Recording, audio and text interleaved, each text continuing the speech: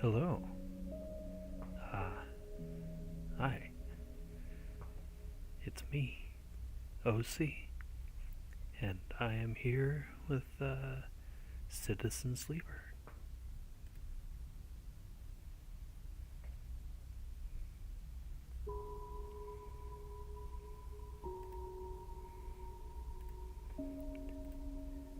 Sorry, I'm still trying to figure out audio and whatnot.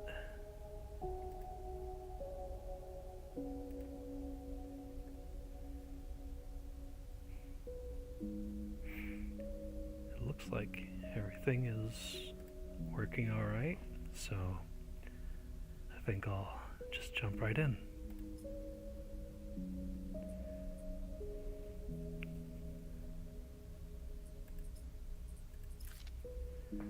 Alright, so after reading a bit about this game, just like a cursory glance on the Steam page, it looks like it's pretty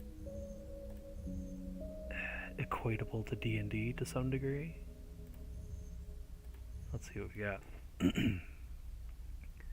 Machinist.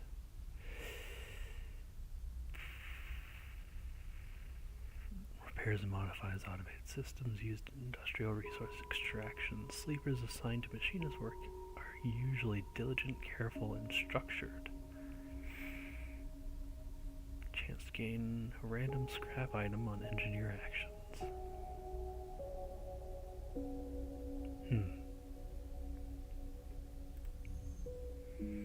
Operator. Works with Jones. This is gonna be tough. High precision remote machines to perform complex tasks from a distance. Assigned to operator work are usually cerebral and precise people. Transfer intercept, gain cryo on interface actions. I'm assuming cryo is the currency.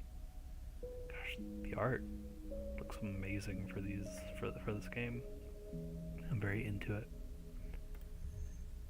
Extractor. This looks like a more combat-oriented class. Combat in air quotes. I don't know what actions I'll be taking. I guess I'll find out. Extractors work on resource extraction, often in hard vacuum environments. Sleepers assigned to extractor work are often confident, self-sufficient, and have a high level of endurance.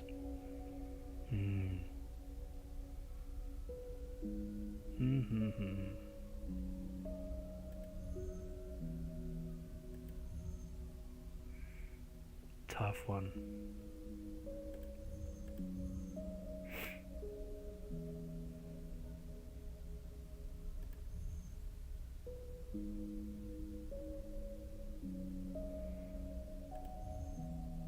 I think we'll go with extractor. I don't know why, I'm just kind of feeling it.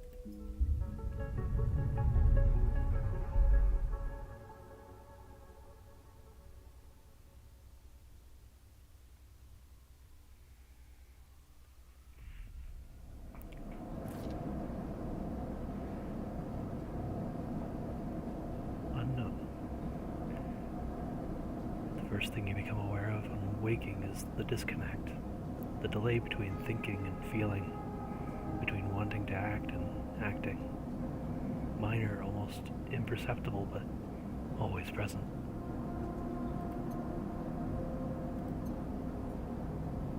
Okay.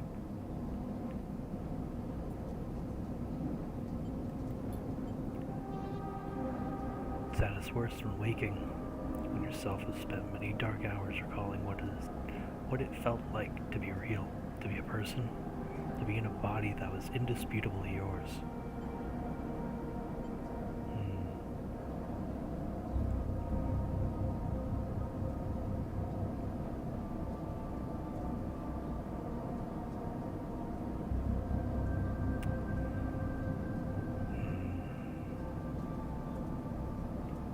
So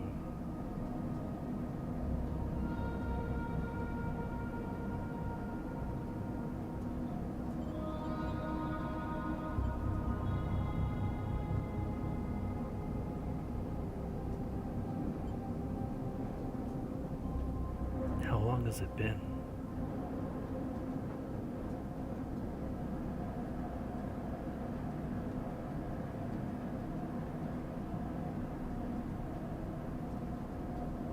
That's fascinating. It's like a constant lag check. At least that's how it makes it seem. I have to think, no, man, it's such a difficult situation to emulate in your head.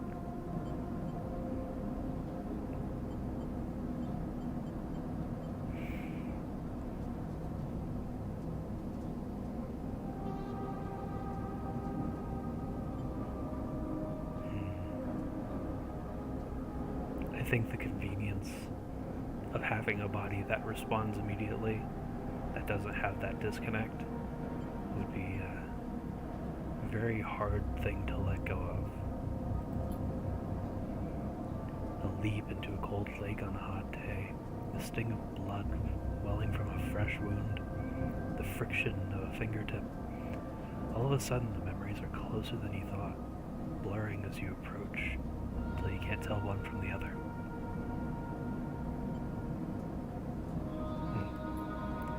Cold slips in behind and around you, and the sensations fade out of reach. Perhaps you should be thankful for the dull nature of this new body, given your current circumstances. The walls of the container feel immediately present. The walls of the container feel immediately present, cold, hard, at your back and face, cramping your limbs. Okay.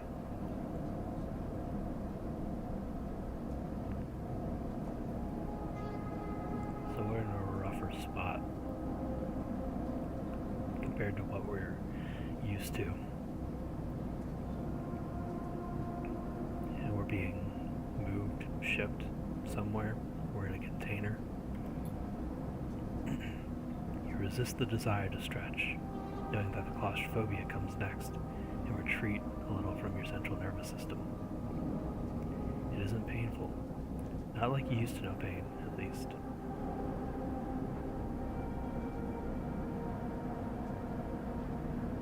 Wow.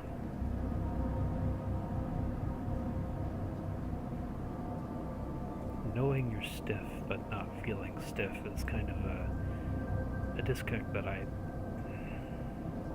just seems that in and of itself seems like a very unique discomfort. In emergency mode, pain is a message delivered with efficiency and ease, a reminder that harm is imminent. There's no insistent throb, no trembling nerves, just a warning delivered with the banal quality of a digital notification. Right now there are thousands of them.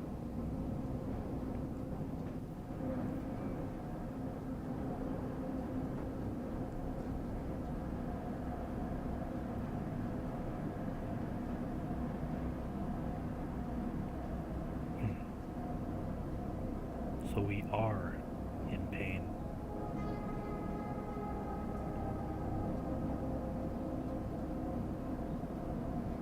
But we don't feel it. We are fully synthetic with none of the drawbacks of a proper nervous system. That's what it sounds like.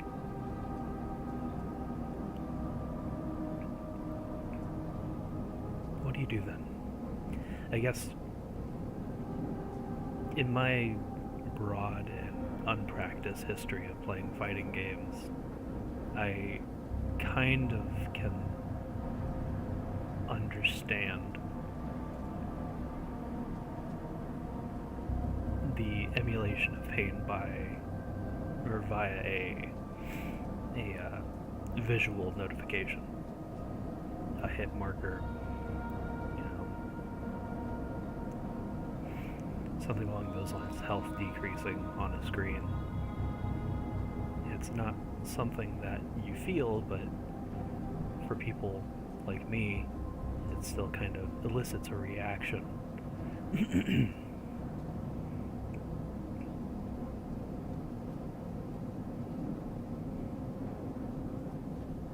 but I think in fighting games it's more sympathetic, whereas in this case, you would really have to make a proper connection between the notification and your well-being.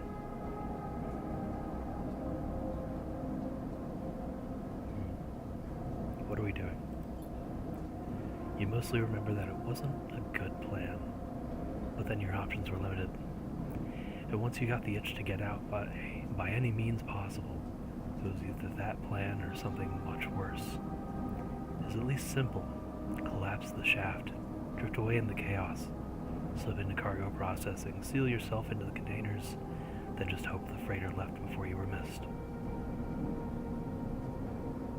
Stowaway. Some were lost in the shaft. Others never found the meeting point. Only a few made it to the containers, but the freighter, as far as you know, left. Feels like enough. Enough to know that you might no longer be on that grim and heartless rock. Even if, in the airless hold of a freighter, you might freeze solid long enough before you reached any destination.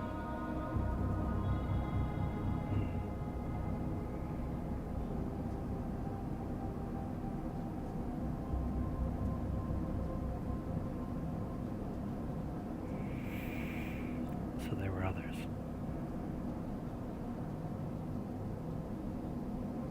Were we close?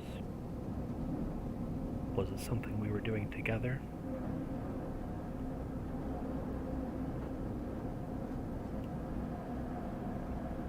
Sorry, I have a bit of tea with me. I'm trying to keep my throat clear.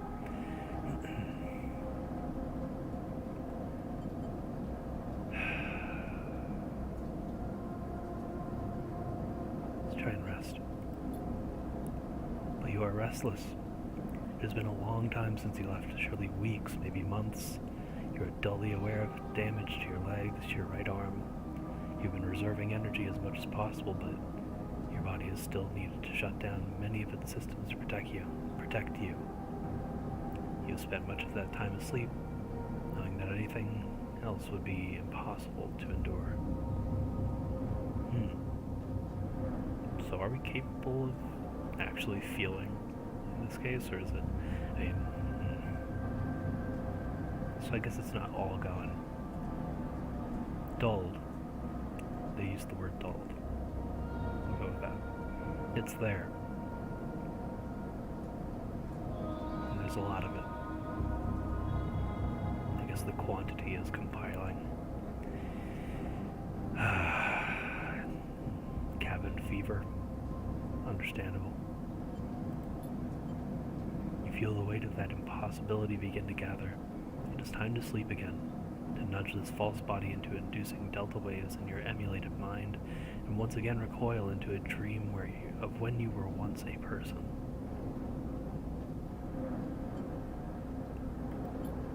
Time passes. The cold creeps further in. You feel something. Warmth. Not true warmth, but the indication of its presence. Your joints release from their rigor. Sounds, too. Everywhere, screeching and shimmering so loud that your body ducks your hearing to protect its sensors.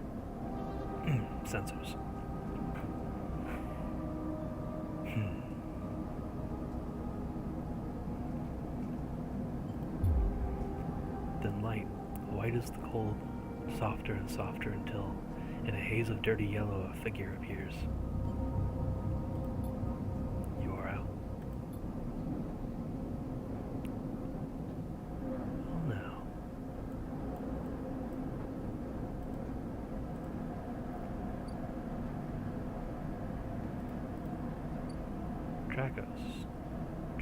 Dragos. Pragmatic salvager. Our first interaction. Oh my. It has been a few hours since Dragos pulled you from the container. You sit huddled in a corner of a scrapyard, swaddled in the reflective folds of a mylar blanket. You are slowly coming back to consciousness, back to life. You stare at the ornately curving element of an improvised heater. So we were out, and he dragged us out. Out cold, I should say. We were out cold, and he dragged us out of the container we were in. A salvager. Interesting. Old. You are surrounded by angular, incoherent lumps of ships, some corroded beyond recognition, others still carrying glassy wounds along their edges where a plasma arc sliced them apart. As you trace their shapes with fogged eyes, you hear a voice. Oh dear. Pragmatic and private salvager Dragos. I don't know how willing I am to put on wild voices for these characters. It feels so somber. I don't want to ruin the mood with something odd.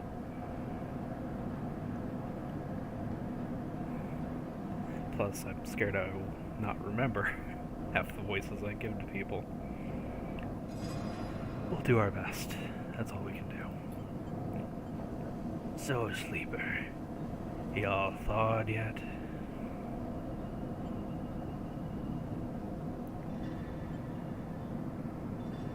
I'll opt to stay silent. Never seen one of you come in like this. New frames must have better perseverance than Sub-Zero vac. Seen more than a few of you frozen solid to hull plates or inside out of locks at my time. They weren't so lucky. Dragos comes into focus, shrouded in makeshift tech.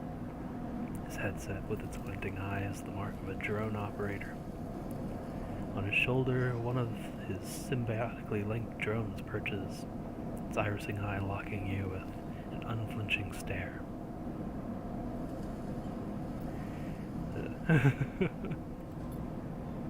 Last living sleeper that came through this yard was a while ago. It didn't last long. You struggle to read his expression beneath the tech. He seems lost in memory for a moment. Perhaps he's just figuring out what to do with you.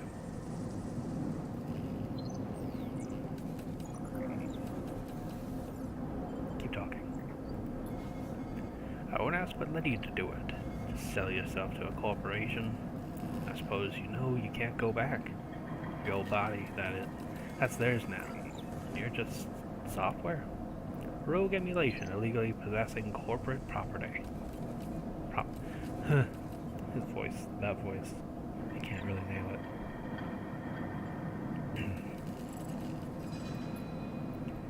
You nod along. You remember biomet... The lips are like sticking together, gracious. You nod along. You remember biometrically signing the forms, the cold floor on your feet as you padded to the sleeper cells, the promise of a life off-world. But as you do, you get the now familiar sensation that these aren't your memories. These are the things you know, they're not the things you feel. You are no longer that person. You are an offshoot, a copy.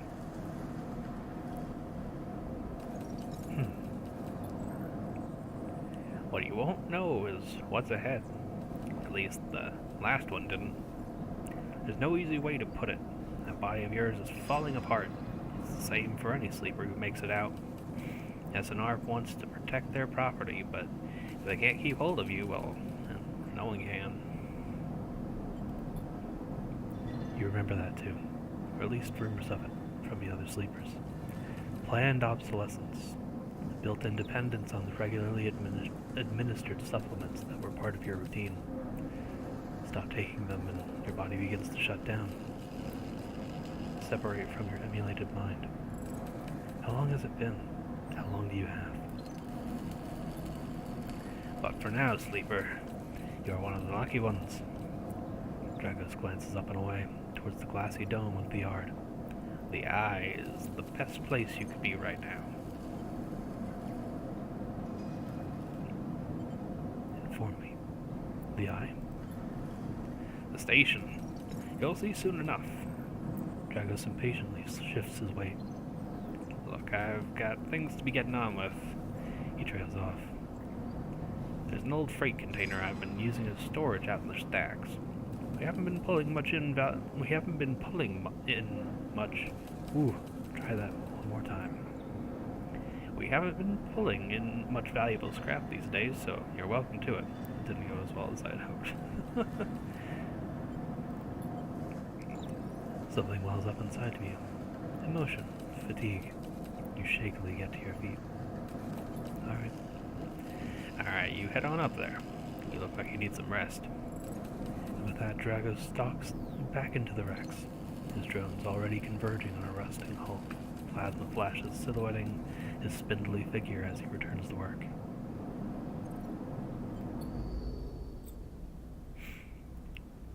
Welcome to the Erlin's Eye. Life on the Eye runs in cycles during which you can talk to characters, explore areas of the station, and perform actions. At the end of each cycle, you need to head to your current home to rest. Resting will move time forward on the station. Head to the empty container location to rest and end the cycle now.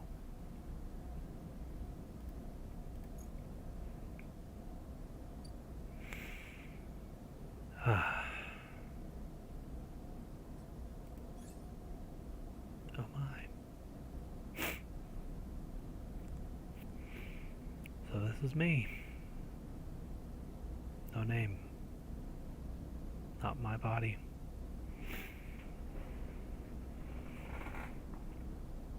Falling apart at the seams.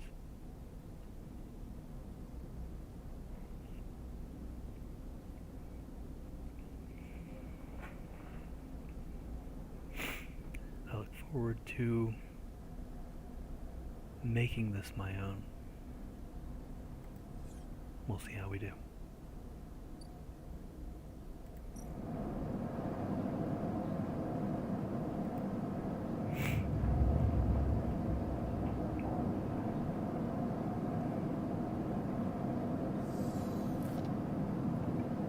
You wait, curled up in the corner of a container, begin slowly assembling the world around you. After all this time, you still find this body, the one you wake in now, strange and disjointed. Some messages readable but somehow wrong. You sit up, pulling the mylar blanket close against the cold. Here you are, on this ruined station, millions of miles from anyone you know. Are you still in the system? Did any of the others make it out? It's impossible to know. After all this, what matters?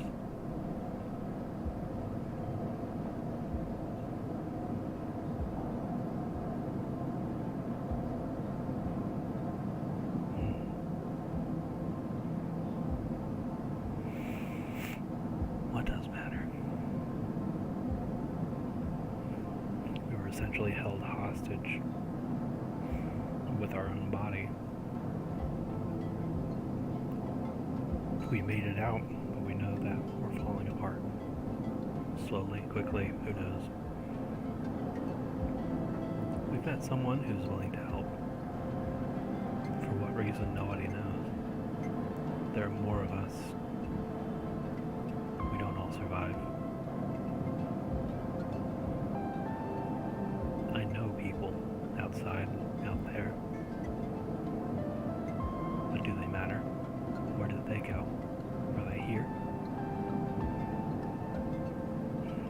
Do I want to know?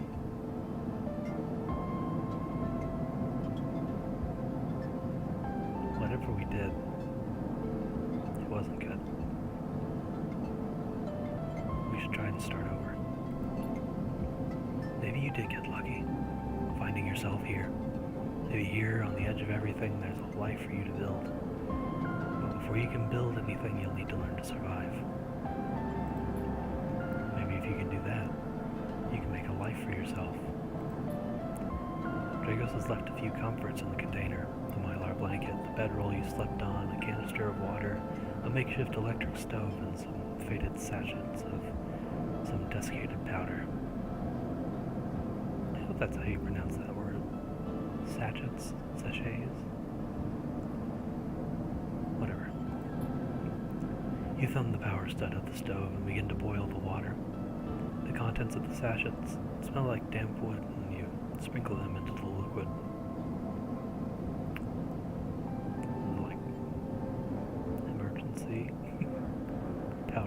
orange juice.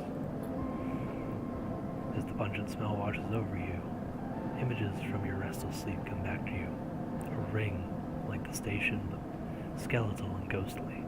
A web of threads pulling at your skin. A constellation of bright polygonal shapes, like angular suns, burning into your mind. Was that the process? There's something unpleasantly visceral about these images, and it is long after you've finished drinking before they begin to fade. You tidy away the stove as best you can and try to gather enough energy to greet the day.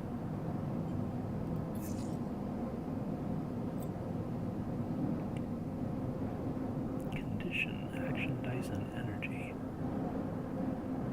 Condition represents the current state of your artificial body. It depletes by one segment each cycle, but can also be damaged by violence, injury, or lack of food. If your condition bar empties, you will suffer a breakdown. You'll have to figure out how to recover from your condition, now that you no longer have access to corporate pharmaceuticals that were keeping you alive. I see. At the start of each cycle, you will roll action dice. These dice can be used to perform actions on the station. The number of dice rolled is based on your current condition. The worse your condition, the fewer dice you have. Once you have used up your dice, you cannot take further action and must rest to recover them, ending the current cycle. You also need to eat to survive. This is represented by your energy bar. You can refill your energy bar by eating, but first you'll have to find somewhere to get food. Your energy depletes by 2 segments each cycle. If it becomes empty, you will be starving. When starving, energy loss becomes condition loss. When starving, energy loss becomes condition loss, and your condition will also deplete at double rate per cycle. I see.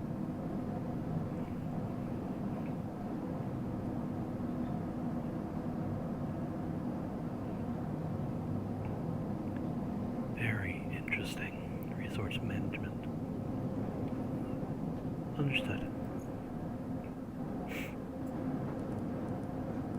So what do we have? 2 6s, 2 5s. No credits. Is there a menu button? There is. I've been wanting to see this. All good, all good. Alright.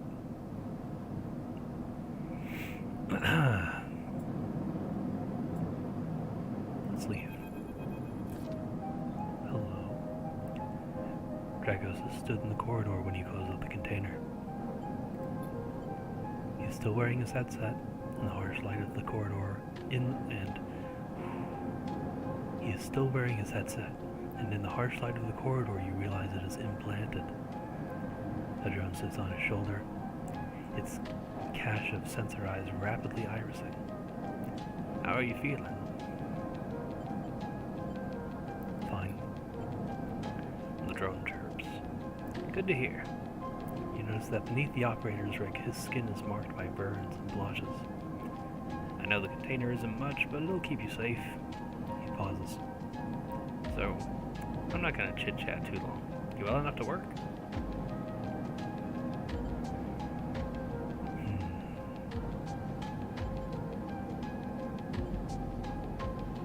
Sure. Alright then. You know. At the yard, it's simple stuff. We hack these old holes down, sell them off to the shipyards or bright market dealers for cryo. Occasionally we pull out some tech, something with a bit more value, but most of what comes in is scrap. It's hard to find good hands here, but I figure as a sleeper you'll be used to the manual labor. Obviously, I'll slip you a few chits of commission based on what you turn up. Chits. Colloquialism. Got it. He shuffles his feet nervously. Look, I wouldn't usually do this. In my opinion, you'd be best suited moving on as quick as you can. And sleepers, well, he trails off. With things being the way they are for me at the yard. He pauses. I need the help.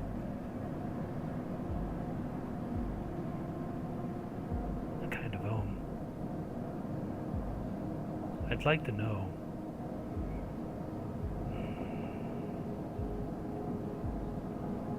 Being the way they are.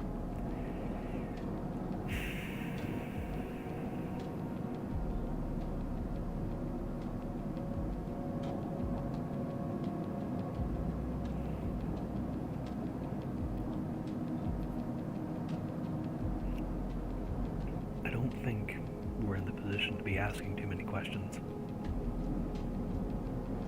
Happy to. Okay.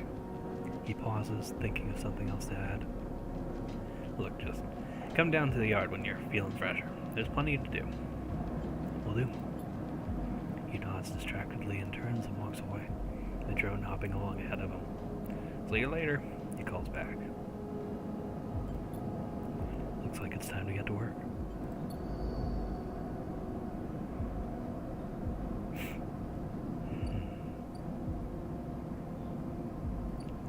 To the scrapyard. Actions. Actions are the primary way you interact with the world of Citizen Sleeper. To perform an action, click and drag your chosen action dice to the slot. Actions will reward you with clock progress, energy condition, or items depending... Sorry, I misread that. Actions will reward you with clock progress, energy, conditions, or items depending on their outcome. There are 3 types of outcomes. Positive, the action goes better than expected. Neutral, the action succeeds. Or negative, the action fails. Action dice affect these outcomes as follows. The 6 roll is 100% positive. 5 roll is 50% positive, 50% neutral. 3 and 4 are 25, 50, and 25 respectively, to positive, neutral, and negative. And 1 and 2 are 50-50, neutral or negative.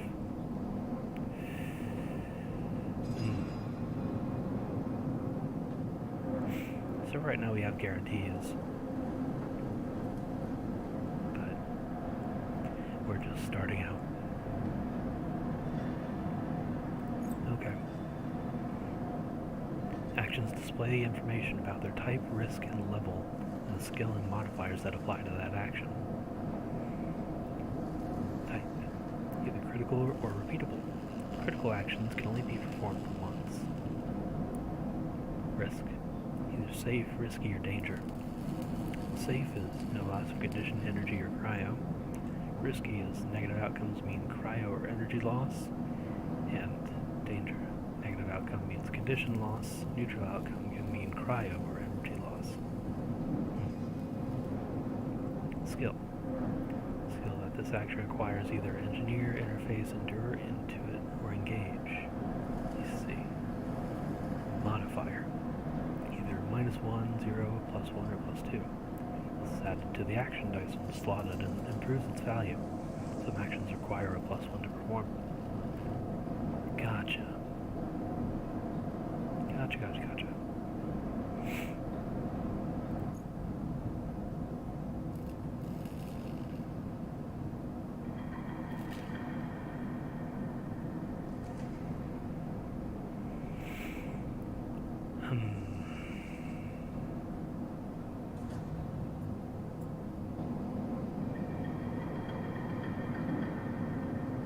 I feel like I just forgot everything. Okay, let's read. Hold this section. Even the rustiest hull can hide valuable components and materials. Extracting them means cutting carefully and skillfully. Manual salvage. It's going to take some time to sort and cut your way through those hours of salvage, but you are no stranger to hard labor. Back to business. Every salvager knows they are always just one lucky haul away from their next payday. An adept called him. Dragos is tied up in something ugly. And if he misses a payment or two and if he misses a payment... Oh, I see. I'll try that again.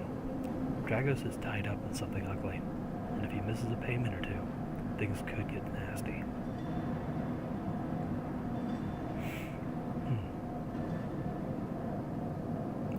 Alright. Well,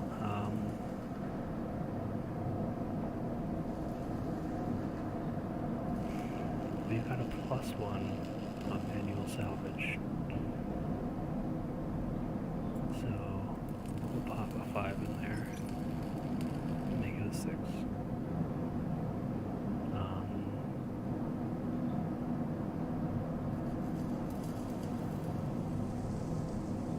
I'm not the keenest.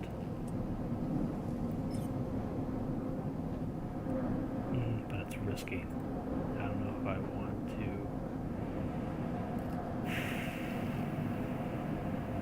Let's just do one thing at a time.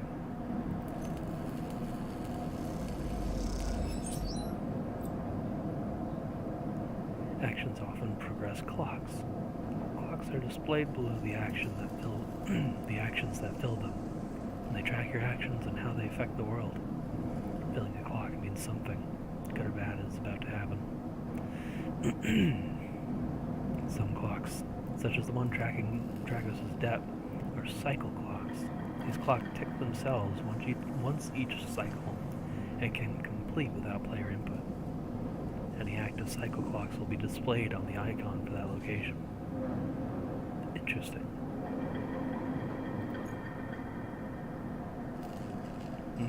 These are both repeatable. Understood.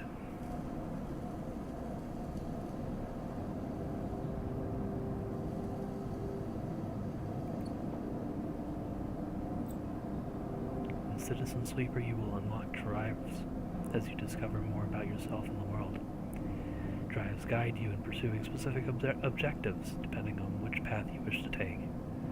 You can track drives, and any track drive will place a yellow marker on locations that will help you pursue your goal. Access your drive menu via the arrow button at the top left of the screen. Find a doctor. I see. You are now free to explore Erlen's Eye and make a life for yourself here. Try tracking a drive to help you survive. Look for food to keep your energy up and a way to recover condition. Fill clocks to progress stories and find new opportunities. Remember to end cycle at your home when you are out of dice. Use the mouse wheel or W and S to scroll along the station. Rotate the view with A and D. Good luck. Oh my. Oh my. We are. I see.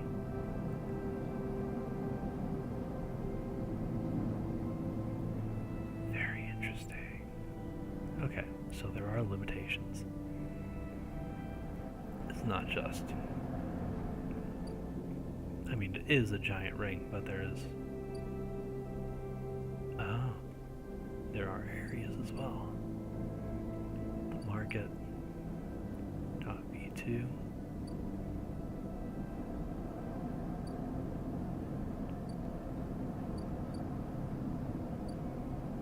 And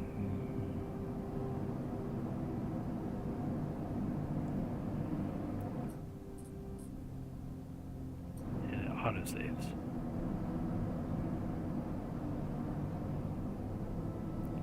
Well, fingers crossed we don't lose progress. This is a very interesting game. Let's see.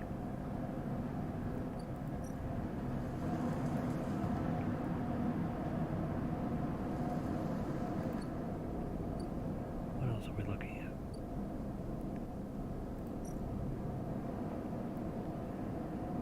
Dock C4, Helion Crossing. Merchants willing to run the gauntlet of the Helion system are rare, but those that do always return, eventually.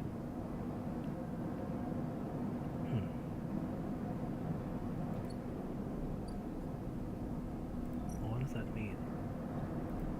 It's a cycle clock. It doesn't seem too urgent. What are we waiting on here? Someone to return? Maybe.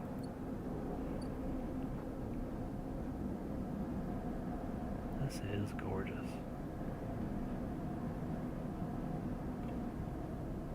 Oh my. Okay. Understood. Rotunda. Hello. Steel dock plans. Havenage security have to have plans. Stealing them would be the fastest way to get to know this place, and the most dangerous.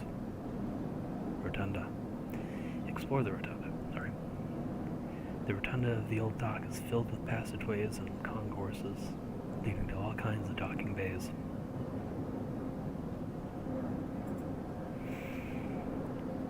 Havenage watch list. Havenage from the rotunda. And the security watches the docks, better to avoid attracting their attention. Getting to know the rotunda doesn't just mean new places to visit, it means keeping your eye on new arrivals too. Are these perks or something? It's hard to tell. Dock B2. Salvage sortie. Take several cycles to reach the starboard belt and return, loaded with scrap from the old wrecks. Gotcha. Bright market. Bustling and open. Ask for directions. Why wonder when there are hundreds of people that live and work within the bright market? All you need is the courage to approach them. The smell, sound, and buzzing activity of the bright market makes it a dizzying place to wander, but an enticing one too.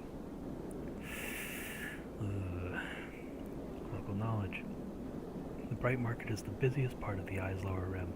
You can find anything and everything here. Not exactly my ideal place. But it's something we have to do. Eventually, anyways.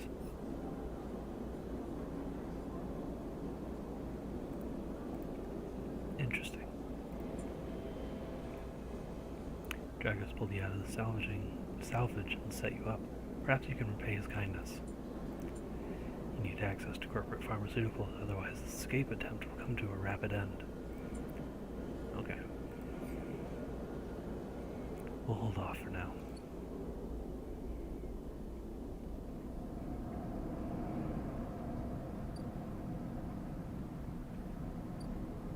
Shipyard. Assist a shipbuilder. You don't have connections, but you do have skills. If you can get a shipbuilder to notice them, you might be in. All materials. As a newcomer, you can only gain favor by grabbing a load of materials and asking the nearest yard hand where to take them. Yard hand. The only way to get to know the shipyard is to work there. No tourists here. Interesting. Well, we can do haul materials. That's pretty simple.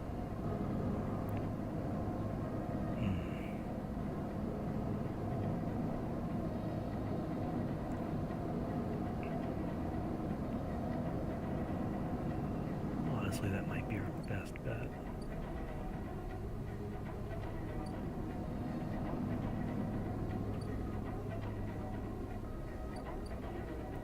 Let's check out the low end. Pay low end toll.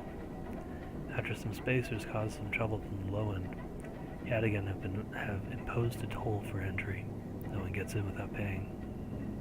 Oh, we aren't even close.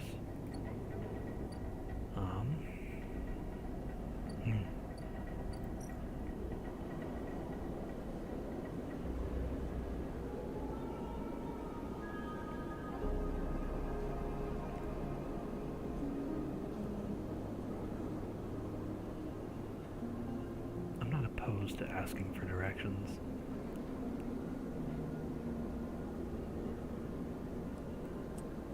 Let's try it.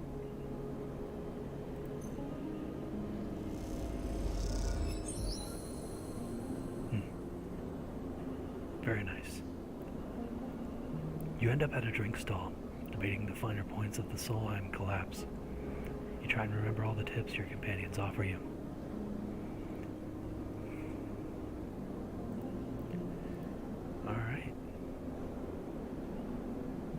we rocked it. Very cool.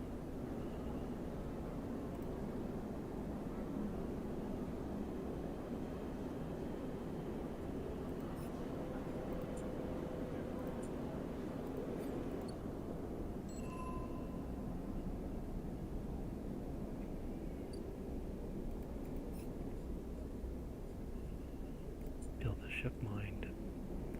You've heard talk of a fabricator owned by the Exchange. With that and a few fragments, you could build a ship mind core. Really? You need, yeah. Okay, so that's been updated when we have a new drive.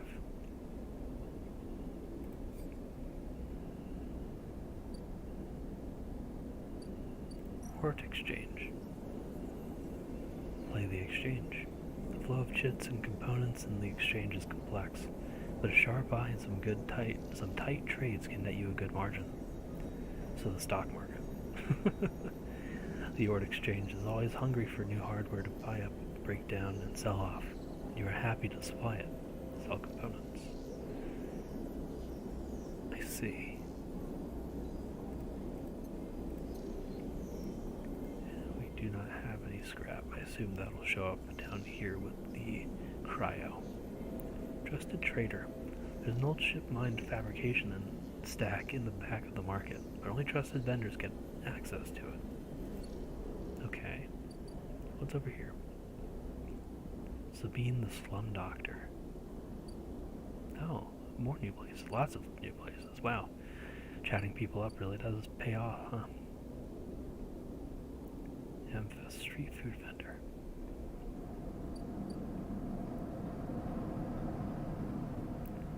I don't feel like running into too many people today. Let's go back to Dragos.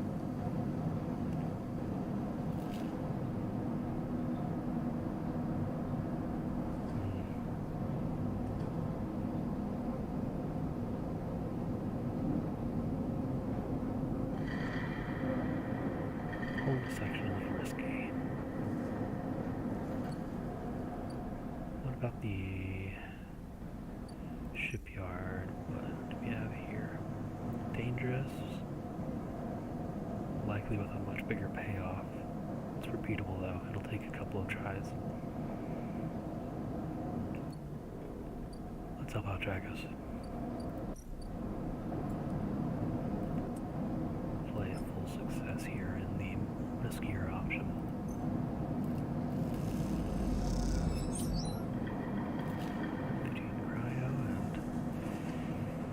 Bars back in business.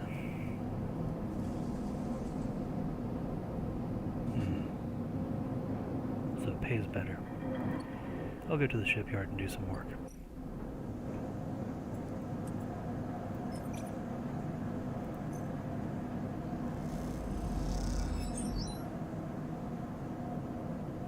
Yard hand and energy.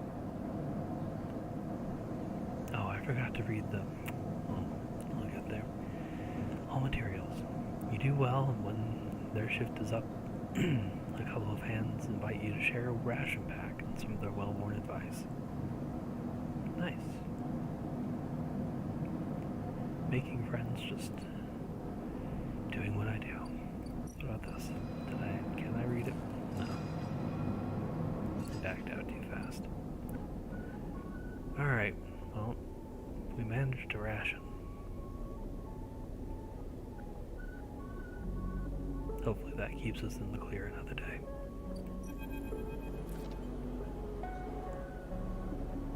Oh dear. Next comes the call from the enforcer at the door. You shuffle down the flickering hallway towards the open apartment door. Keep your head down and your shoulders high in the queue, trying not to bring attention to yourself. The decaying habitation block. You were thankful for the tip-off that a doctor was operating out of this place, but now that you're here, you aren't so sure. The gang enforcer on the door, the flickering light strips, the decaying hab block. They've all made the long queue a test of your nerve. But your options are few. Without a supply of stabilizer, this body, your body, You suppress a shiver and shuffle forward to the front of the queue. You try and find something to distract yourself.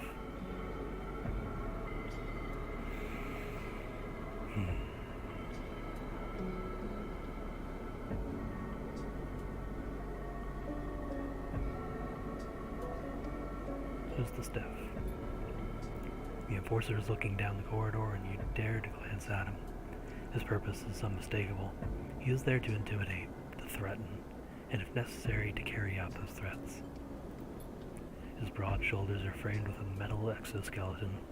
A couple of mirror-like implants sit below his eyes like mercury teardrops. Subsidiary sense input or aesthetic markers, you aren't sure. You also aren't familiar with the geometric blade-like tattoo on his arm, but you make a note of it. You avert your eyes when he looks back at the queue. Interesting. After a few moments, a figure pushes through the doorway, and you catch a distant voice. Send the next one in, Toshiro.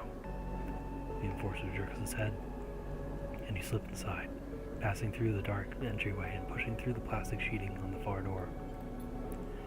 The room beyond is bathed in a warm light. The floor-to-ceiling transparent panel gives a full view of the bright market's sealed roof and the buzzing traffic above, and for a moment, you are transfixed by the motion. Hello. Sabine.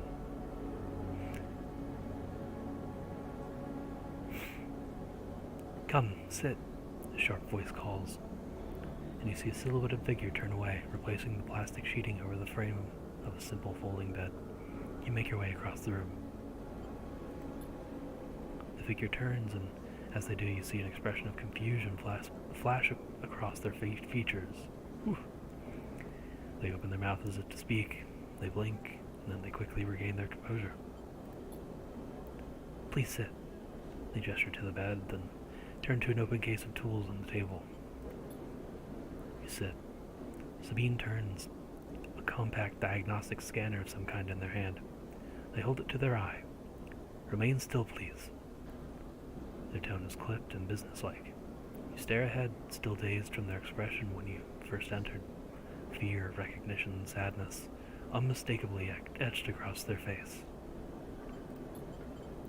How long have you been on station? They ask, the scanner still to their eye. It's only been a cycle. Barely.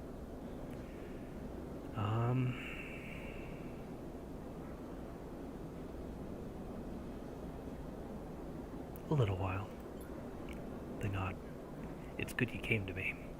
They set the diagnostic scanner on the table.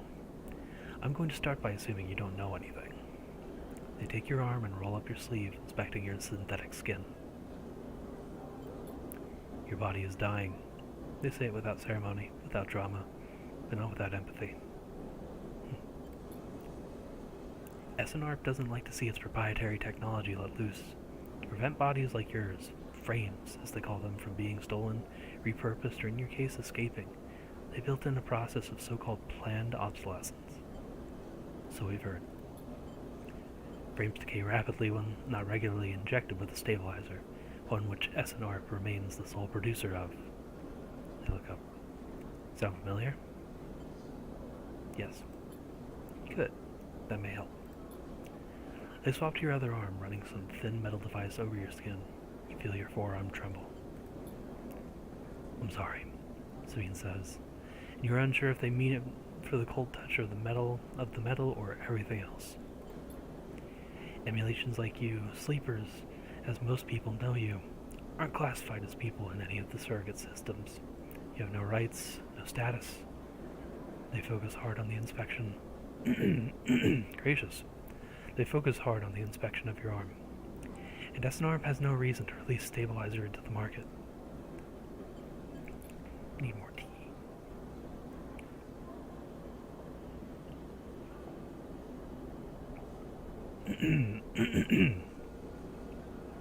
Pardon. Sabine looks up as if to apologize again, but they stop themselves. I know little of this is of use to you. They turn away, disassembling the metal instrument and cleaning it. Silence fills the room as Sabine works, and then the silence gives way to tension. You stare at their back, willing them to say something, anything. Sabine turns to face you. I may be able to help. They sigh, and you see the darkness under their eyes, hear the fatigue in their voice. They gesture to the door. You saw Toshiro outside. You nod. He works for my benefactor, yet again. They are influential in the wow. They are influential words.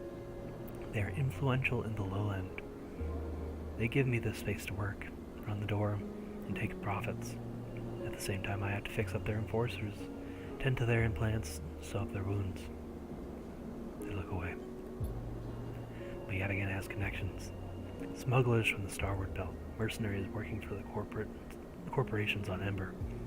If they can source the stabilizer, maybe you have a better chance. Sabine sets down their slate, their notes complete.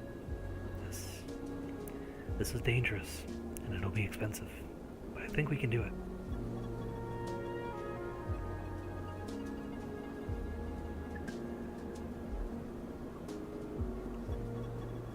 Why? Sabine walks away to the window, their face dappled by the shadows of passing drones. Let's just see if this works first. I'll let you know when I have a lead. You nod and leave. Sabine's still staring out, unmoving. When you reach the lower level of the market, you look back up through the panels of the roof to see if you can see their face. But the room looks dark against the lights of the market. You duck your head and walk off into the crowd.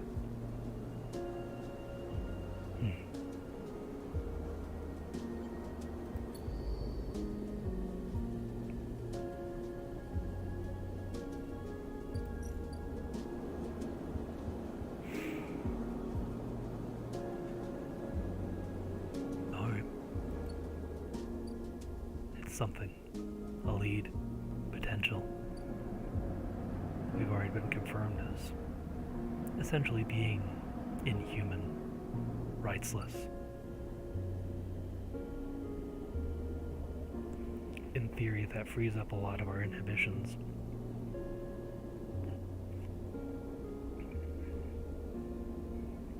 But we know there's still someone inside of us. We know. Right and wrong. We'll think about it and come back. Memphis, an imposing street food vendor. Memphis is busy, his broad face uplit by the makeshift gas burner in front of him. With precise, delicate movements, he lays thick chunks of marinated fungus into a dented wok, his other hand idly tossing a metal bowl of sliced vegetables and some red-flecked dressing. The smell is incredible. Huh. You watch as he fulfills a set of orders, heaping the fungus with the bright salad and depositing it in plastic trays.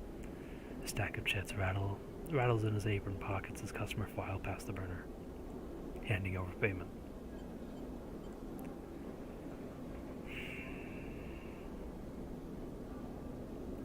Getting food to last another cycle, especially to get that fourth action die, is something that I would really appreciate.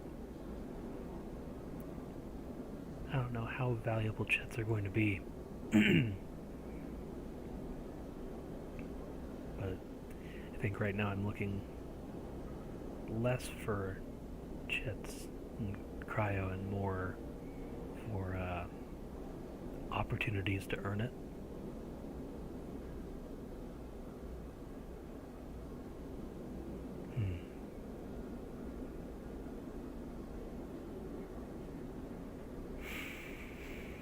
We'll see. We'll watch a bit longer. Despite the queue, Memphis doesn't rush. He dresses each portion individually, squeezing precise slugs of liquid from an assortment of bottles into the bowl of torn leaves and bright slices before tossing them loosely together. Occasionally, a waiting customer might mutter something about efficiency, but Memphis remains steady in his process. I respect it. taste kind of guy.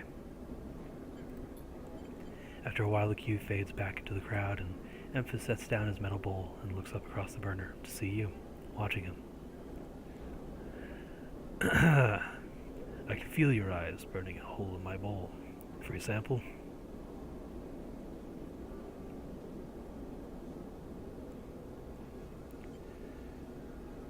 I'm not one to turn down a gift. Sure. He gestures neatly. Come over.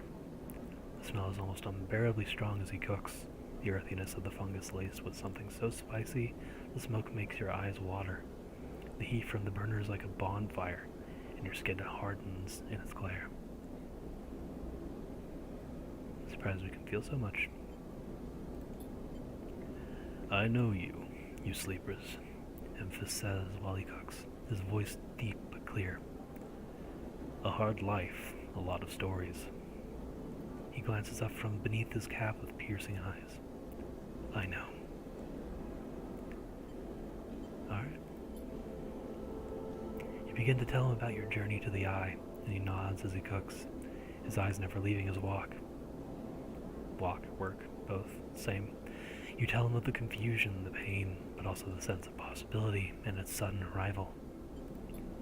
You tell him of the cold and dark, of the container, and the endless cycles spent within it.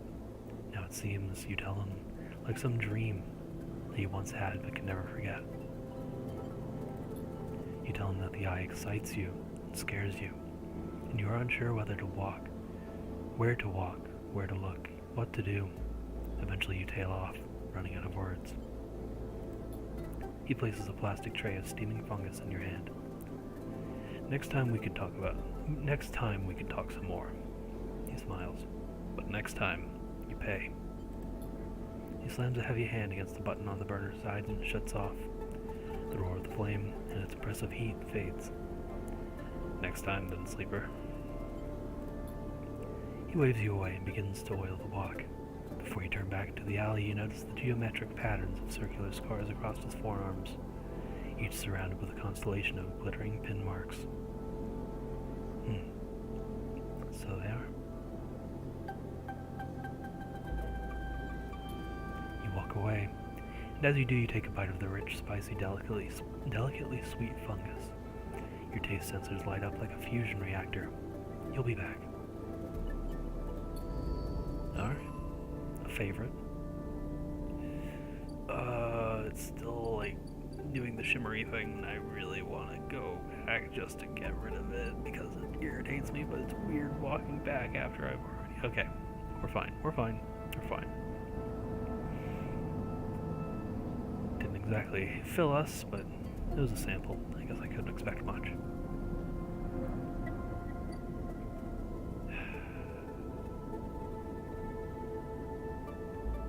Okay, what happens when we do? I see. Okay. Emphasis spiced fungus is one of the few things potent enough to stimulate your limited taste sensors. It's incredible stuff.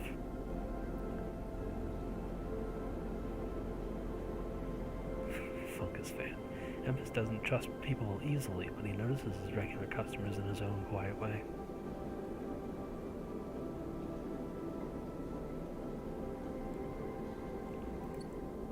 I'll be back. I think I'm good for right now. I'm assuming this is our energy currently. Or maybe this is... I can't remember which one's condition and which one's energy. I think this is condition. It's good we got to the doctor when we did.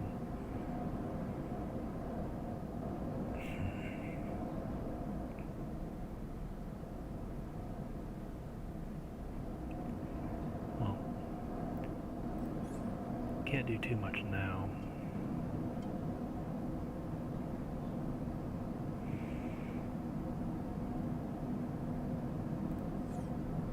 Let's go rest. Sunbathe. Your frame's photosynthetic skin allows you to gather energy through sunlight. The longer you stay, the better.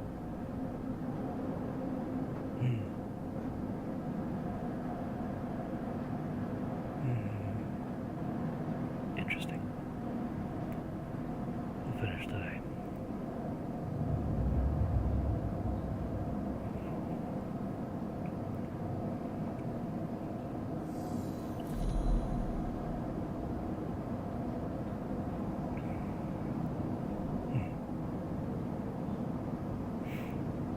This time you don't wake up. Instead, the ghost of the station, that shifting skeletal ring, surrounds you. For a moment you are gone, absent from your own body, stretched out across a colorless void. Then the connections begin to establish themselves, threads tugging on the edge of your mind. Oh. These threads become vectors of exchange and then extensions as you feel your thoughts slipping away down them, dissolving into the millions of distributed nodes they connect to. You see the station. No. You feel the station, like a web of texture in a smooth black liquid. We observe. Even though you have no eyes, no sight, you see, feel the map of the station. No, not the map of the station, but the map of its connections. It is a looped cloud with spokes and spires that jut out into space. It is an ingrown thing full of obsolete loops and severed pathways. It is a system, a map, and a territory, all at once. You notice a tugging feeling pulling at you incessantly, as if it were a small child. Somehow it is pulling you in two directions at once. You look down. All of a sudden everything shuts off. You come back trembling into this unfamiliar body, both yours and not yours all at once. You find yourself standing in the container, eyes now open to the dark steel walls. You feel a change within you, a shift. You close your eyes for a second and you feel it waiting there. The station splayed out across your mind, a storm of connective nodes waiting to be explored. And then it is gone.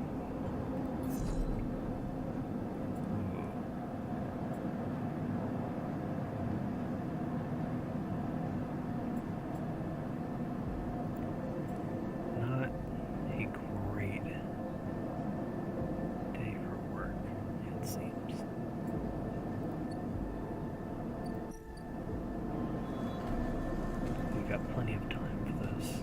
I intend to pay him back. But I'll do it safely. Hopefully.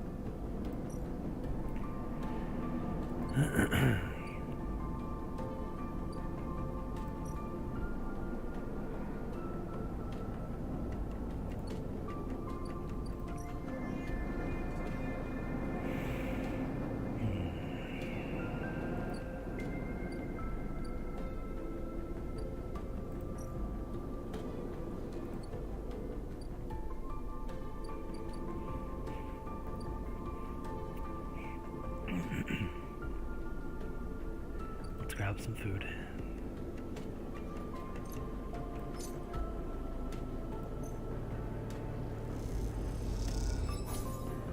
Nice. That's a big energy boost too. Okay.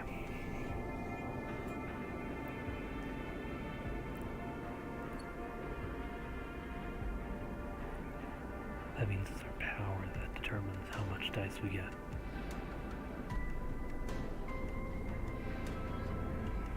Or our condition, sorry. That's what that is. Well, in that case, I think it's important to do some work.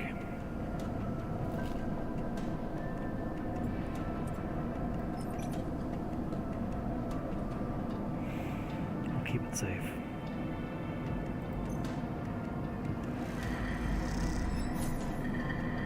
Neutral. Salvaging is brutal work, but you take no small sense of satisfaction from the ordered piles and clear yard you leave behind.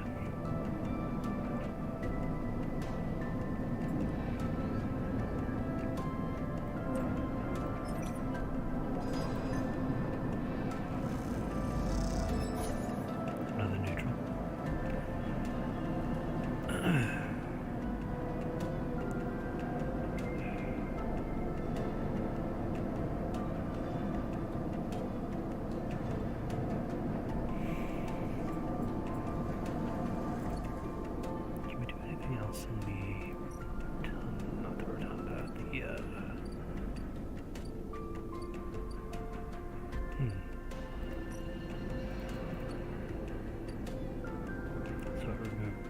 market for the moment. I suppose that's fair. Not like we really needed it, or need it now. Let's make a bit more coin. Or try to.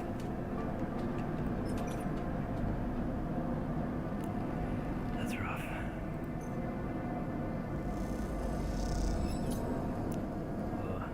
You ache from hammering away into the scrap, and most of it crumbles into worthless rust. You call it a day early, before you injure yourself. Well, it's enough. It'll get us by. Right now we just have to wait for Sabine.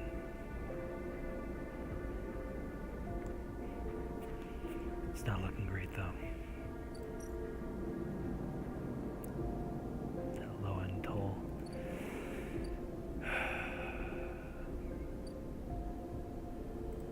Ort exchange.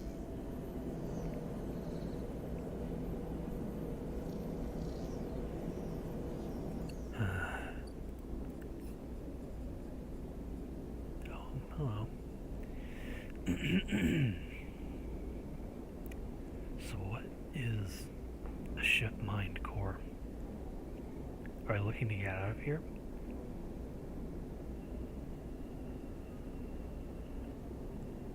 I don't know. I'm not particularly keen on going anywhere else.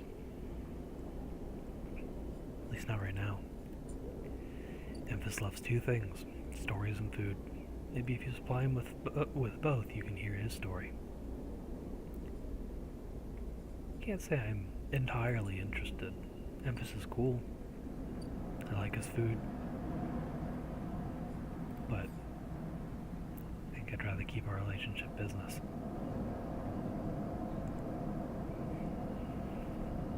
Seems like he's already got a lot on his plate.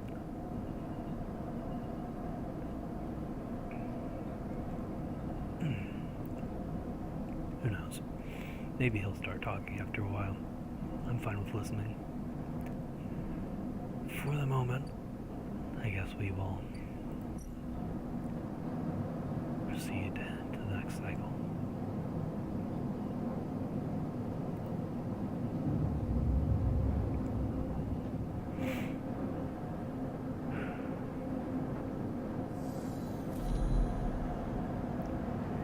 The skeletal ring of the station fills your mind.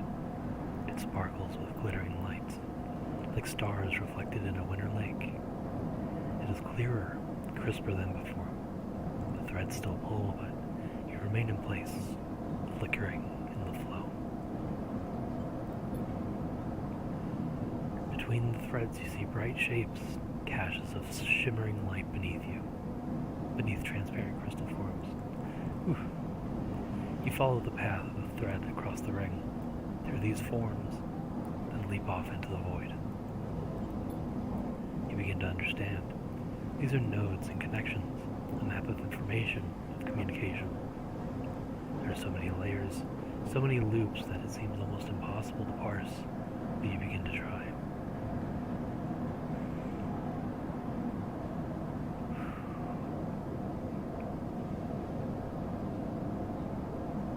Of interest. Focus on the nodes. The nodes are glassy, right? But in all this flow, only the solid and fixed points. The only solid and okay.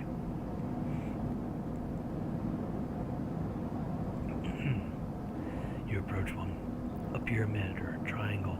Dimensions are difficult here, and lean close to it.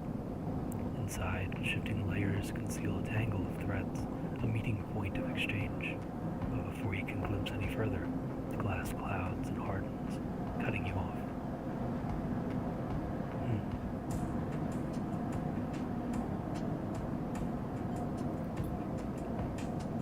The threads and nodes, passages and puzzle boxes, one leads to another. There's so much here, so many answers, so many questions. All you need to do is follow the paths and open the boxes. You look out across this ghost landscape of exchange and see an opportunity. But then, that incessant tugging again, pulling at you. You look down again and see two lines, two threads, pulling in different directions as if they were tied around you.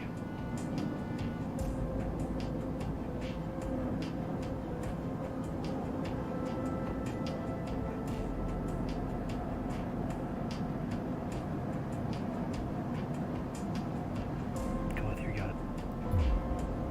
The first thread leads out, away from the station, into the inky black. Someone out there is tracking you, hunting you, following the thread to you. They are in a ship, and the ship is approaching ever closer with each cycle. The second thread leads in, pulling deep into the station. Your gaze follows it, and this time you see something, a sphere shimmering above a strange angular body. A pulse shoots out from it, passing over you like a torch beam, testing you, tasting you. You open your eyes. Time is short.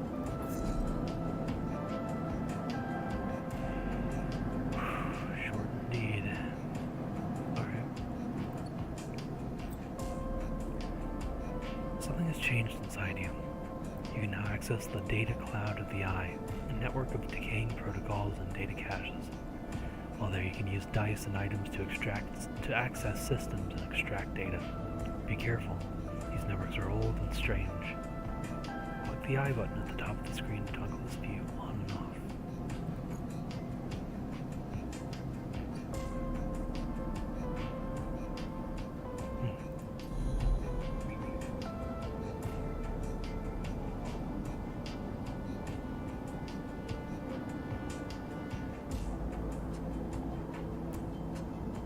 Interesting.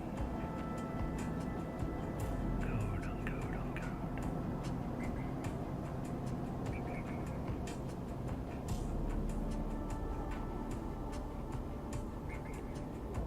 Yadigan agent. Some gang enforcers pardon. Data actions allow you to extract data from the networks of the eye. They work like dice actions, but in order to unlock them,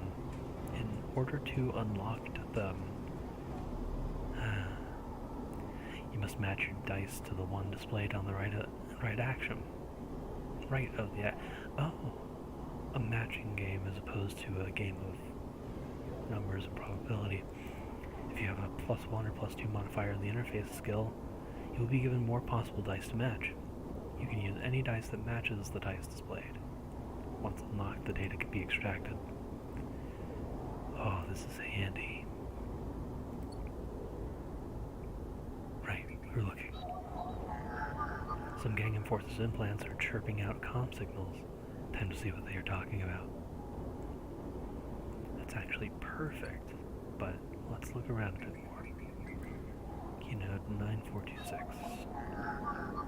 This node pulses faintly as it mines cryo at a glacial pace, abandoned by the hacker that repurposed it. Cryo is cryo. I see we have a few opportunities. Havenage agent. Havenage members broadcasting on the open network from here, leaving them open to data extraction. Unfortunate. We might be back. 4693. This node is orbited by the remains of a corporate countermeasure broken long ago by hackers. It sounds more dangerous than it should be. Sublime Gate S7. Sublime Cipher. This gate conceals a network of systems which have been untouched since the Solheim collapse. Untouched. That's a buzzword that I'm eager to hear.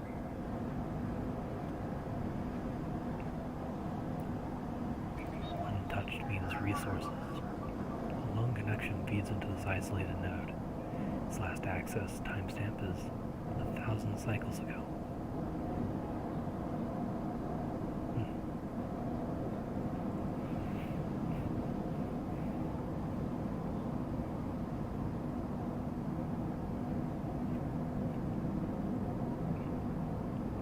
I guess you have to wonder what a cycle is. are shorter than a day. Out here in a place that seems to have an artificial sun via its lights and heating systems. Who knows? Could be months, could be years. Well, could be years, could be more than years. I don't know, maybe it could be. But given the amount of time in the day and the actions we're able to perform,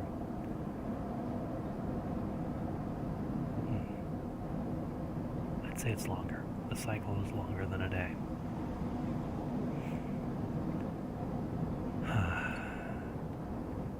Seems like a good information network.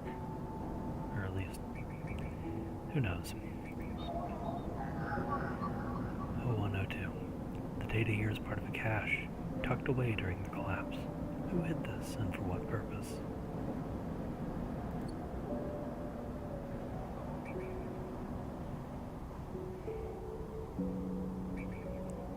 Some of these are a little difficult to see. Another Havenage agent.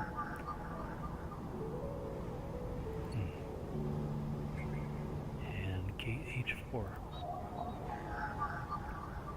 Gate keeps traffic out of the Havenage shipyard internal network. The correct cipher can grant you access. Handy. But it might take some time to get there.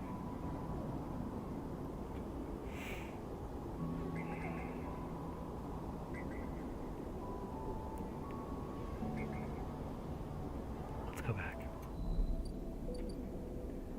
We've got one more day on the meds. Through the surgery, theoretically. But you never know what can go wrong. You have to be careful, especially with the kind of sketchy people she's working for.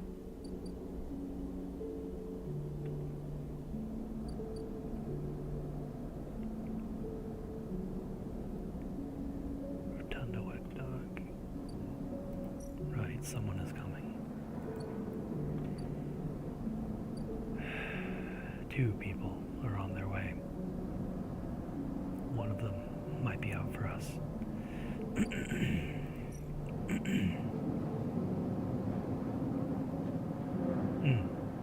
It would seem not.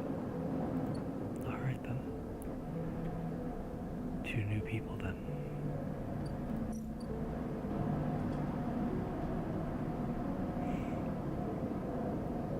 Make a bit more coin.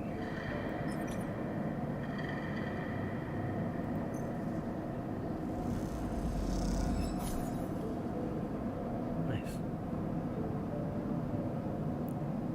But that was only one. I don't think there was anything we needed a 3 for. So let's wrap this up.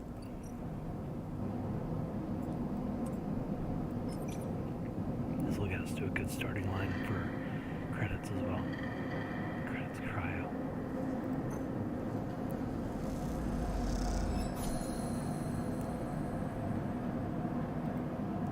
Excellent.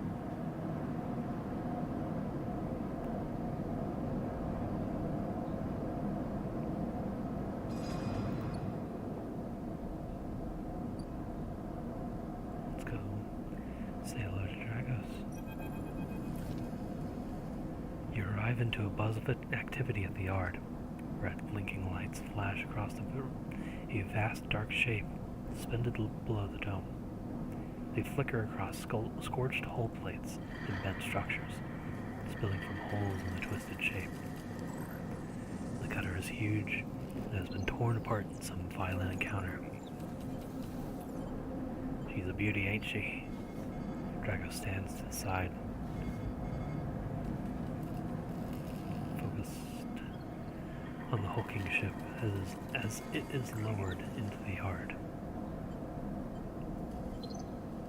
What is it? Dragos laughs. That, my friend, is A-grade scrap. I should thank you. This place was on its last legs when you turned up. Now look at this. The ship descends slowly, its interior visible through the multiple hull breaches. You struggle to gather the same enthusiasm as Dragos for this monstrous craft. You can't help but think of what became of its crew.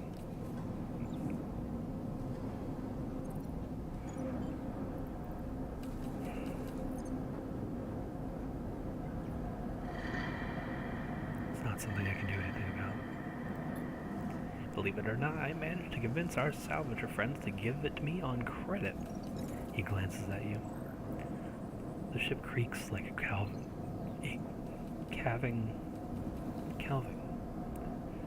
I've never seen that word before. Give me one moment to look it up.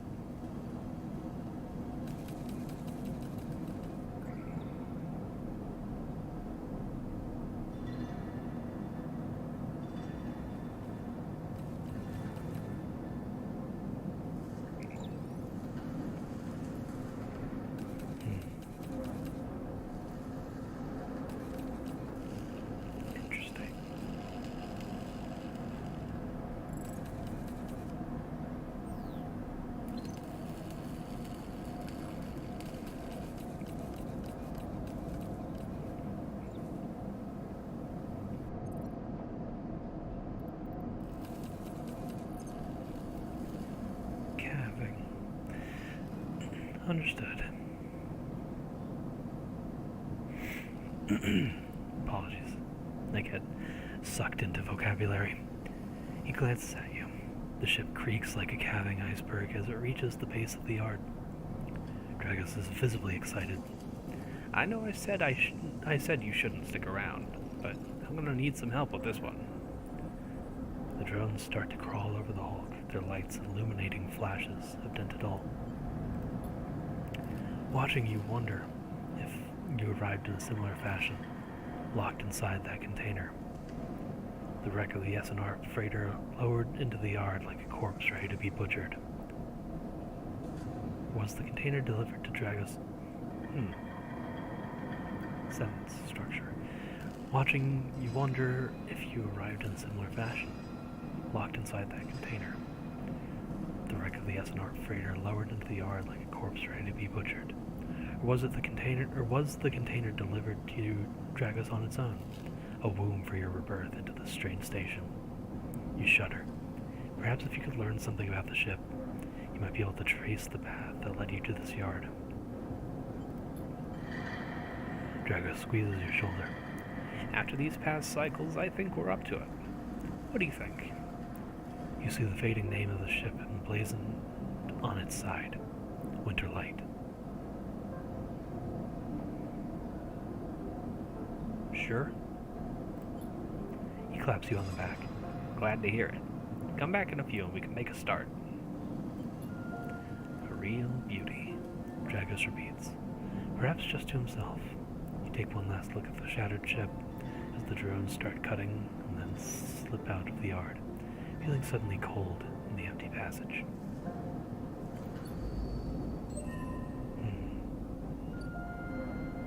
It makes the... Oh dear. You completed your first drive. Each drive completed unlocks an upgrade point to spend on upgrading your character. Access your character menu via the arrow button at the top right of the screen. I think it's making the poor assumption that I am inherently empathetic, and that it drives my actions.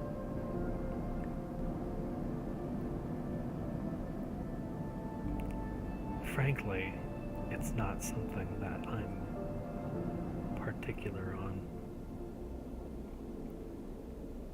It's not. It is a poor use of energy to think on something that, worries you in that manner when nothing can be done. But in that same vein, it is poor form not to worry on something when something can still be done. Exhaust all options. But we don't know what happened to this ship. And It's scrap now. Whatever's in there, it's not something we can do anything about now.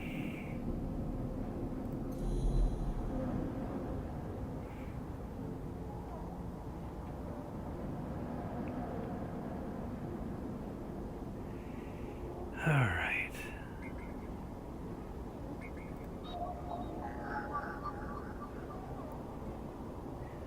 Yadigan agent comm signals. This is relevant. Cryo sounds nice,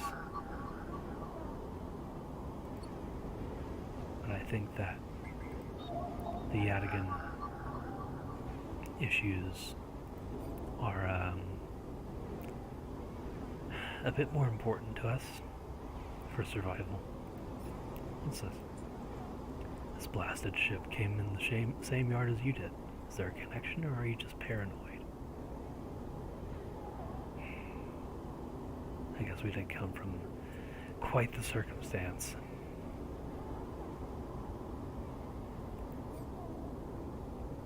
It won't help us to worry, though.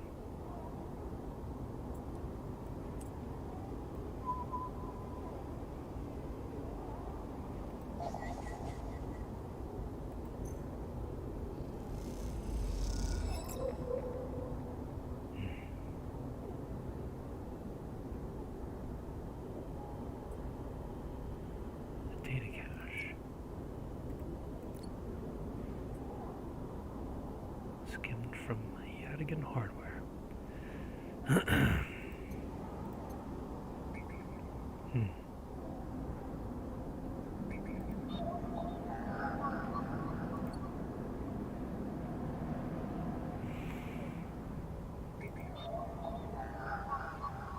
I see.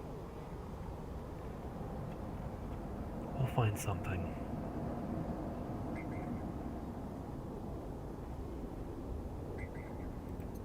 Wars are won with information. In the meantime, we should get some rest.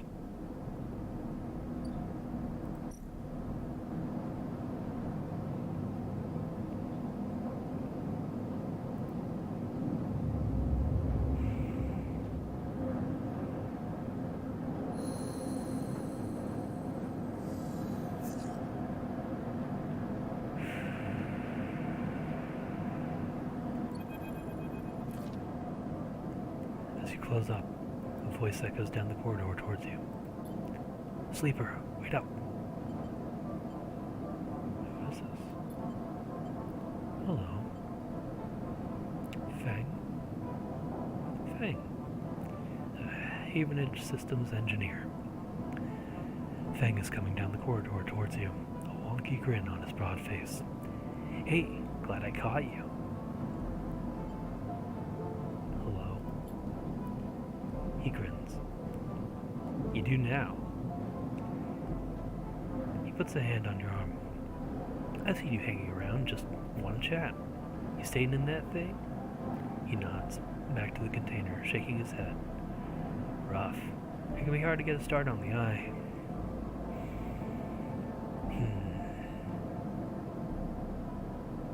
You concern me. He looks away down the passage. What was it old Erlen said? The eye opens for us all. Nice idea, but, well, not always very practical. He glances back at you. We do our best, but it isn't easy. Sure, Erlen. You pass together into the main walkway. No one has told you about Erlen? He's the founder of this place. That's why it bears his name. Even you should organize some seminars. He laughs.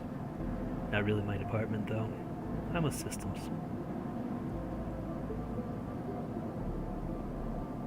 I keep hearing the name Havenage.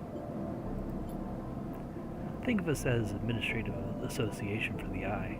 Depending on who you talk to, we either emerge as a response to or a continuation of Andre Erlen's original union. He smiles. Personally, I avoid the topic. He stops you in the quiet passage. not what I'm here to discuss. I've been seeing some unusual network activity and, well, I know a little about you sleepers. I have a small proposition for you, but this isn't the place for it. I have an office. I have an office just across the way.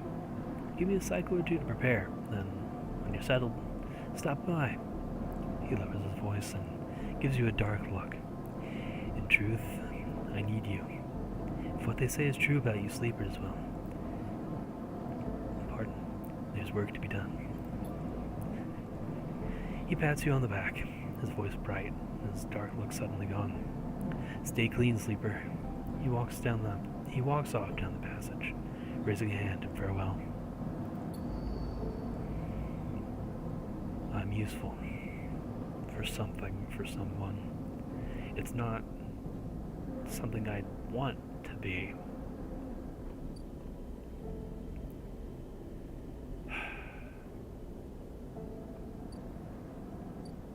Let's grab something to eat.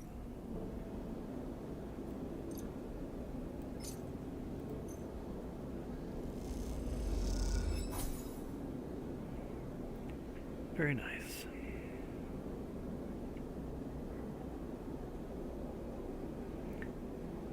Your mouth stings as your sensorium sends warning signals over and over. This is the good stuff. Alright.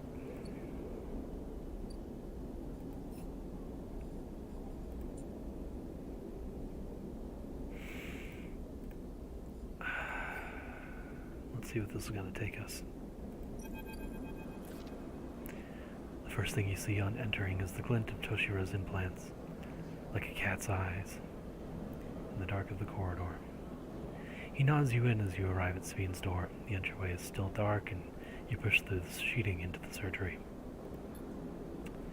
I have it. Sabine stands with the case open in front of them. A set of vials lined up inside, separated by foam inserts. They pick one up, rotating it in warm light. I have no idea how Yadigan... They trailed off. We should treat this with caution. It looks authentic, but I have no idea if it really is what it appears to be. On the test? That seems to be the case. Unfortunately, I'm not sure we have another choice. Just for you to sit on the bed. Stabilizer works under a similar principle to an immunosuppressant in a transplant operation, in that it stops your body from rejecting the unfamiliar part of itself. In the case of your frame, the unfamiliar part is each of your biosynthetic organ groups, which over time are identified by your body as foreign material and therefore must be eliminated.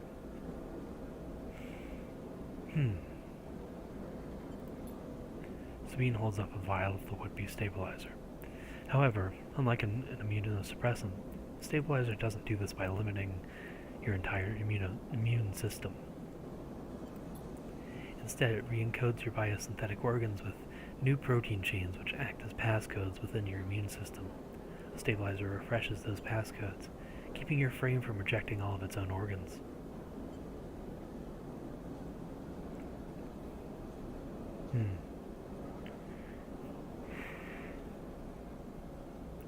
Interesting.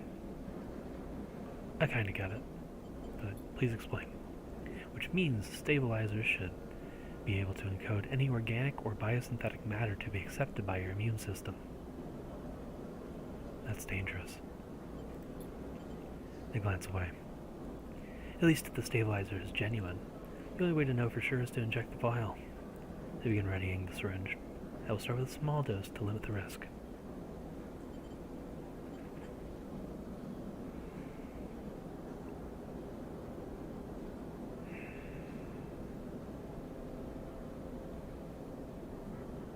If there was another way. I think you are right. Sabine cracks the glass neck of the stabilizer vial and uses a syringe to extract a fraction of the liquid. They tap the syringe and you watch as if any sign might emerge from the clear liquid. This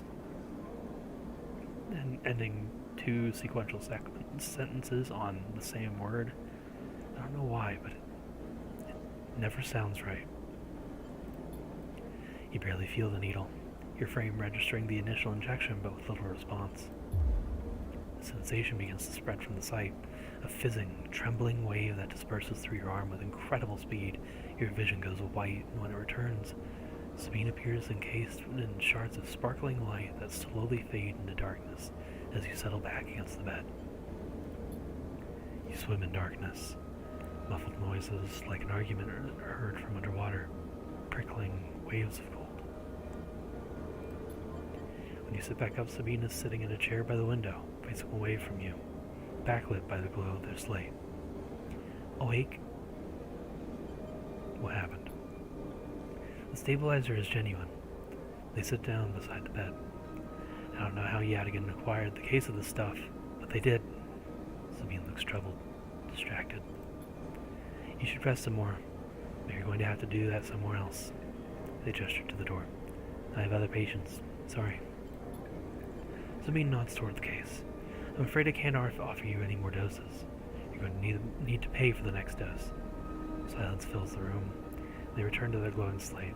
Looking around the room, it seems different somehow, as if things have moved or been shifted. You wonder how long you've been out.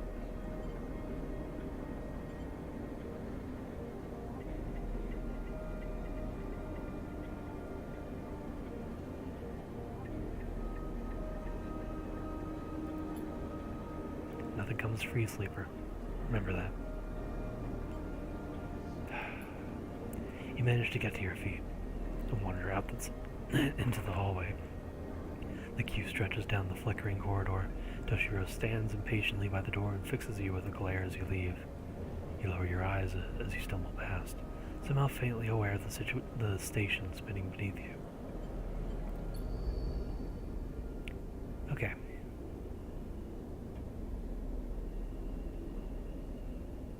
Okay. That's a lot of cryo.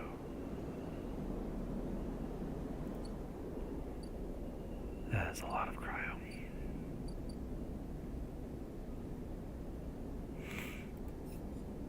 Alright. We're fine for right now.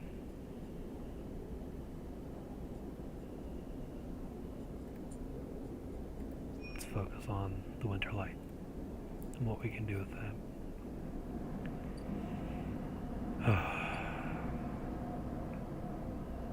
That's right, we have upgrades available.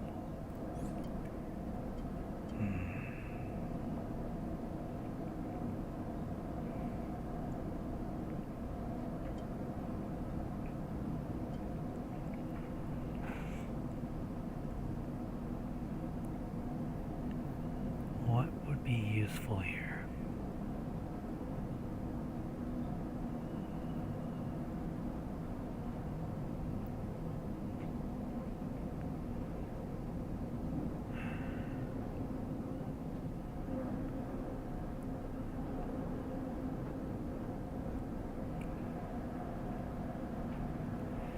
We seem to be working a lot with engineer-related work.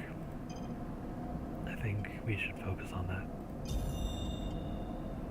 For the moment.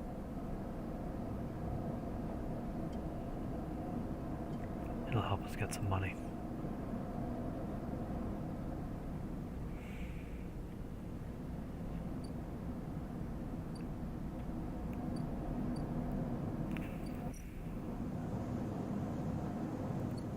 We'll wait till we get some proper successes in our die rolls before we pursue the shipyard.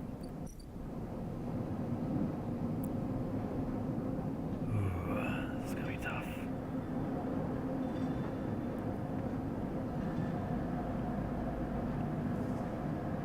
Alright. Forensic trawl. Investigating the winter light means picking through its systems and structures with care. It won't pay, but you may find answers. I'm not interested. Cutter salvage. Shipbreaking is tougher than slicing up loose salvage, but Dragos is happy to pay you a fixed wage if you're up to it. Winterlight. The wrecked cutter Dragus has brought into salvage has a history to discover if you're curious. Yard clearance. History or no, this ship is salvage. As Dragus always says, break it down, move it on. Dragus seems increasingly nervous about your presence in the yard. You're not sure he's going to hold his nerve much longer.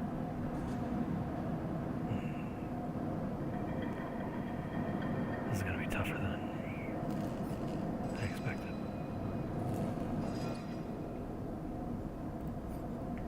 Let's leave the labor for now. I think we have some opportunities.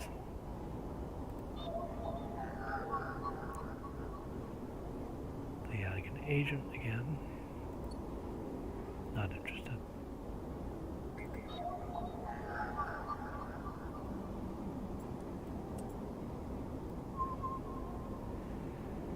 Let's see what we can do with this.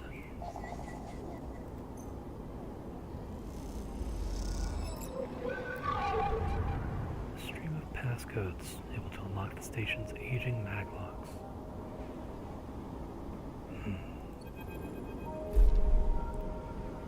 Hello.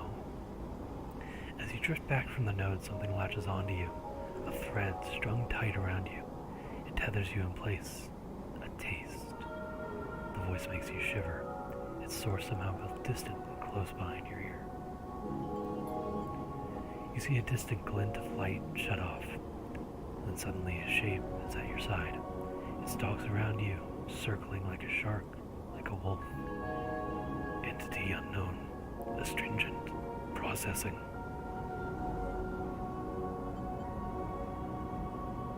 Let's see what it does. Please hold. Hunter. Oh dear. Oh dear.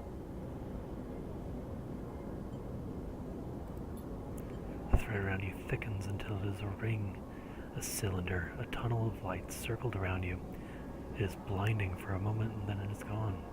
As it fades, you see a figure, a creature in front of you. Its strange head flickers between different angles, reading you. What was that?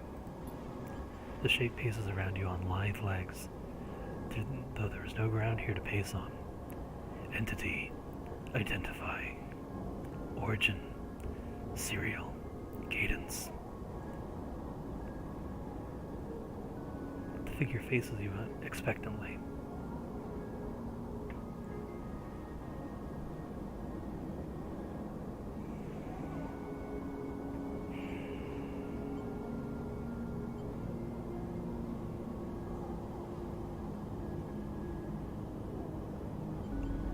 I don't understand. Sentience questionable. The figure's strange head rotates. Brackish signature. Of and not of. Attempting interface. As the figure speaks, more threads begin to spiral from its head. Thick, snaking vine-like ribbons that flex and wave. They approach with intent.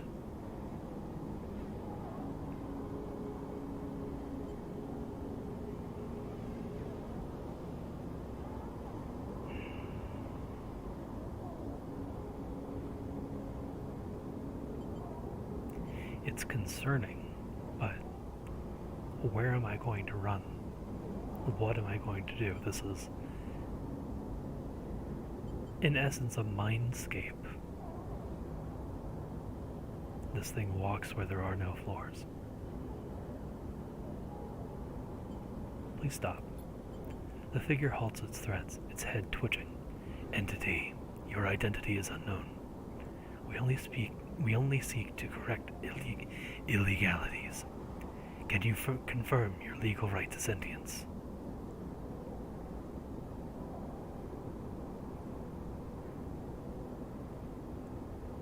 We are who we are. Incorrect. You are an entity. All at once, Hunter's head is directly in front of yours, blocking your vision. You stink of their taste. The one from the sealed dock. Hunter shimmers with fury. I will find access. I will interface.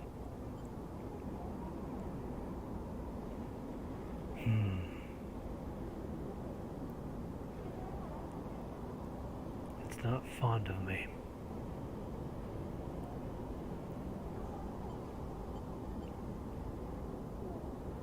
I don't understand. An entity hides in the rotunda. You are its puppet. Hunter extends a razor-edged thread. I will not be diverted from my task. It glows with murderous intent.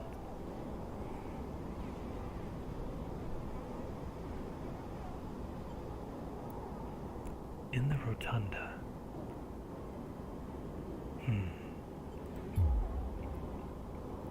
You lash out with all your force. Not a physical strike, but a focusing. Is that how you spell focus? I've seen this double S in a few, in at least one other word. Now it's going to bug me.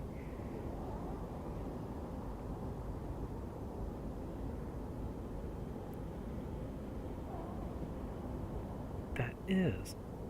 Why didn't I know that? That looks so weird. Can you spell it without the double S?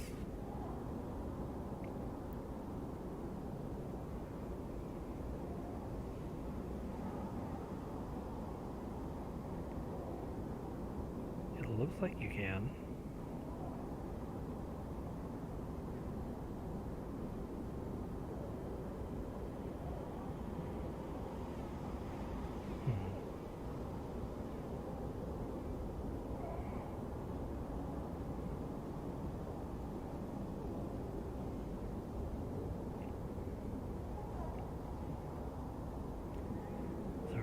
This is bugging me, I have to look it up. This time I will share my findings instead of just remaining silent. Good old Google.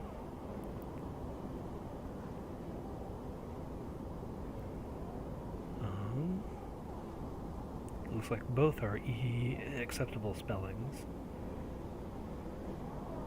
But is it an issue?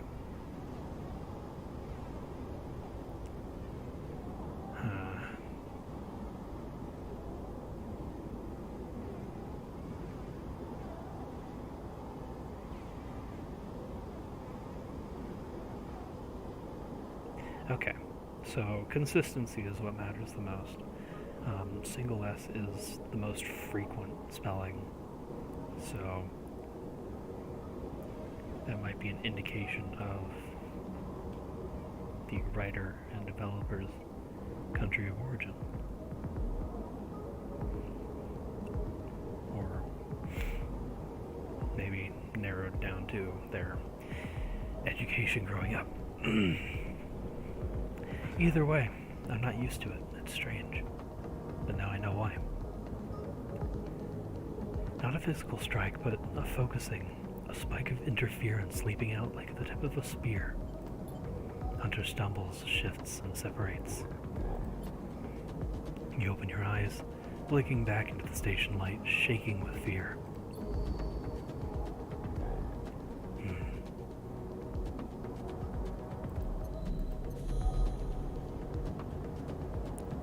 Oh, our actions here are attracting Hunter. I understand.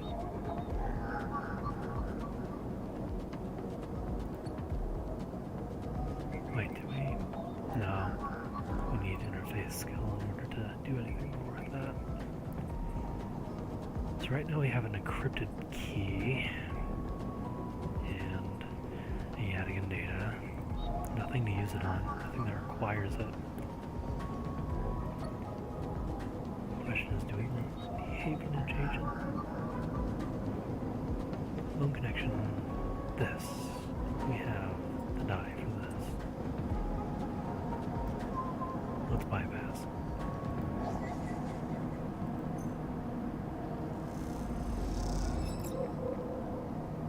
Another encrypted key.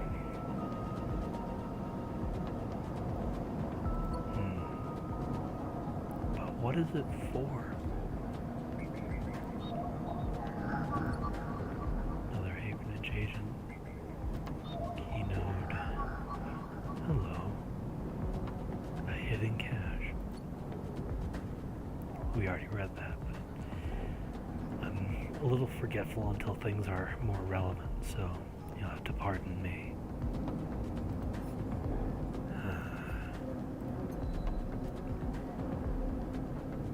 At the moment, we're in a bit of a rough patch. We need to rest, and we need to make some money.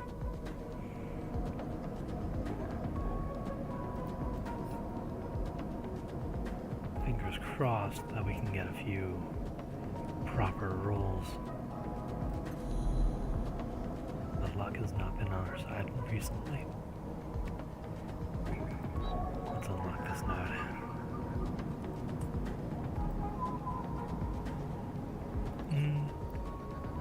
I feel like that's just going to give us another key. Let's go for the Havenage agent.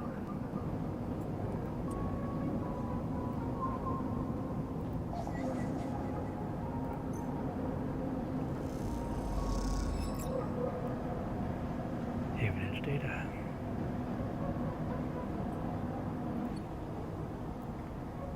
Is there something we can use that on?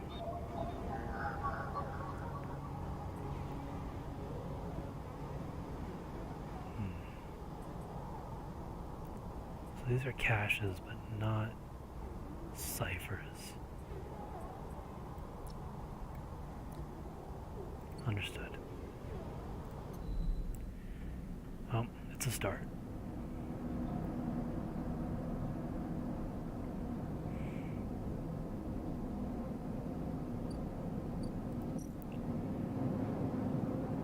Let's hope that we have a better day, a better cycle this time around.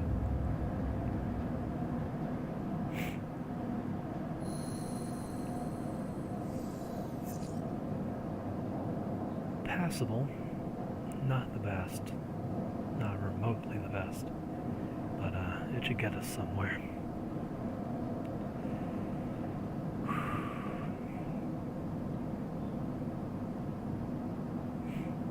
Having a background in engineering sure would be handy right about now.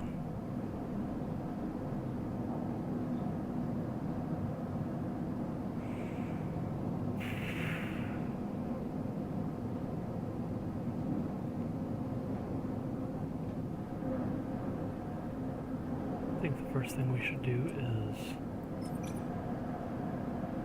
try and regain a little bit of energy. No, because if we... Hello. Oh, that's right. Fang said he wanted to see me. Let's hold off for a moment.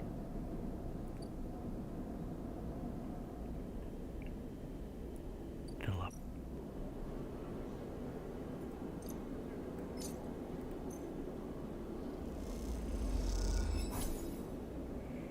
Nice.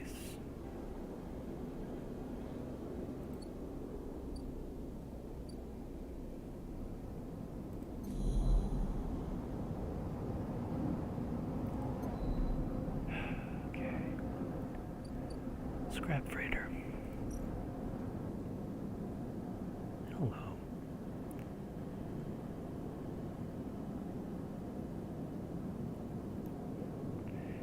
Okay. Buy some scrap. Most of what comes in from the starboard belt is corroded trash, but sometimes something valuable can be found amongst salvage. Scrap allowance. The big stuff goes to the shipyard. The valuable stuff to the markets. They'll let you buy a few crates, but not much more. The freighter crew are eager to get their payload into the ore exchange, and they'll pay a wage to anyone willing to help them.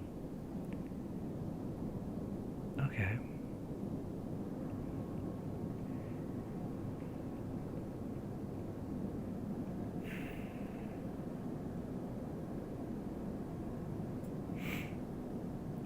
The freighter will stay docked for as many cycles as it takes to offload its haul of scrap into the Havenage yards.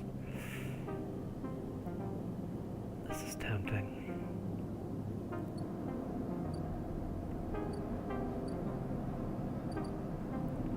What's up? Sleeper. Fang catches your attention as you approach the Havenage building, leaning against a bay door to the side of the entrance. You approach. Easier to come this way. Security and all that. He gives you a look. You know. He slams a button and the bay creaks open, blinking lights in the dark behind it. You follow Fang inside. Truth be told, I don't spend much time upstairs. This is where I work. Sorry, this is where I work. The cadence of sentences. Need to try and get that right. The door hisses as it closes behind you. The bay is filled with pieces of hardware, all rigged up to generators and diagnostic slates and things you don't recognize that glow with blue screen light. There's a chorus of hums that blend into a single wave of static, filling the dark corners of the room. Fang leans on a server stack and gestures around. You like it?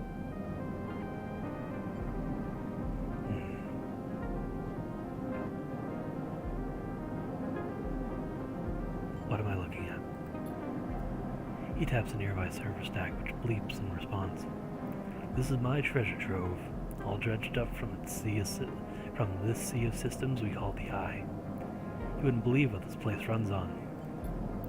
He steps over to a towering block, speckled with vents. Some of these systems are from the original station. I don't know what that character is.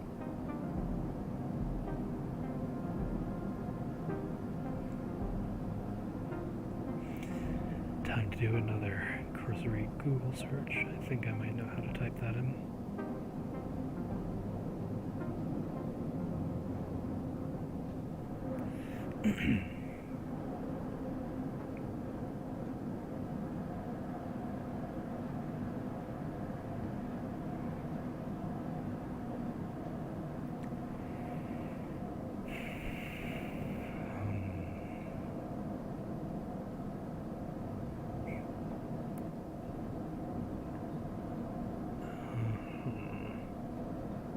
Near open front unrounded vowel.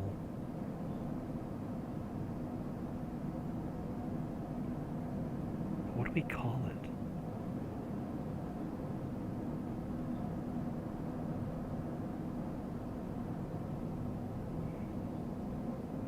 It represents the A sound in the word cat, so at.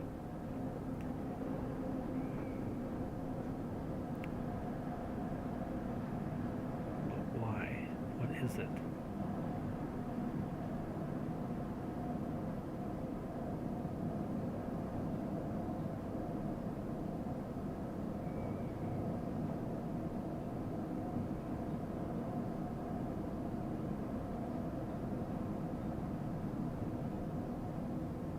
It's called an ash. Interesting.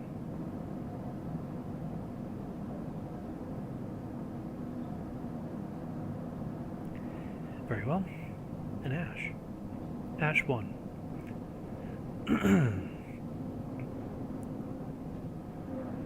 I learned something today. How fun. Some of these systems are built from the original station, Ash 1, the one Solheim built. We've had to invent new components, repair things we never built, reverse engineer entire subsystems into existence. Residents here look up at the Eye and think they are seeing a concrete reality. But this place is a system in constant flux, decaying and growing, collapsing into new configurations. He walks down between the hardware stacks, and you follow. We are keeping this place alive, but also remaking it into something new. Dragging it away from those corporate origins. He stops. At least that's what I'm trying to do.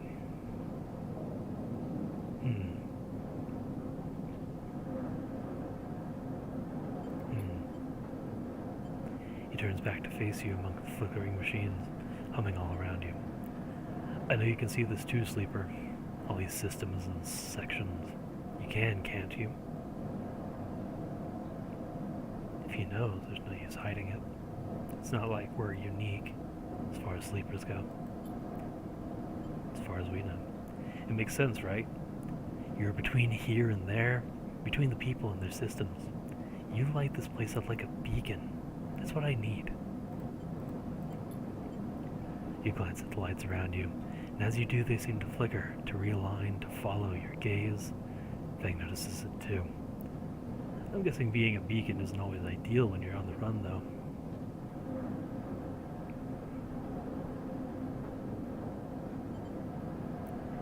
Shocker.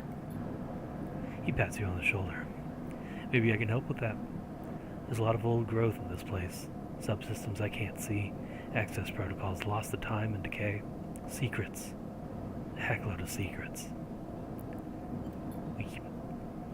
We don't swear here. With your help, I can unlock this place. Break off those last ghost limbs of corporate control. He lowers his voice below the hum. Even in Havenage, there's an old growth. Those whose roots trace back to the bad old days.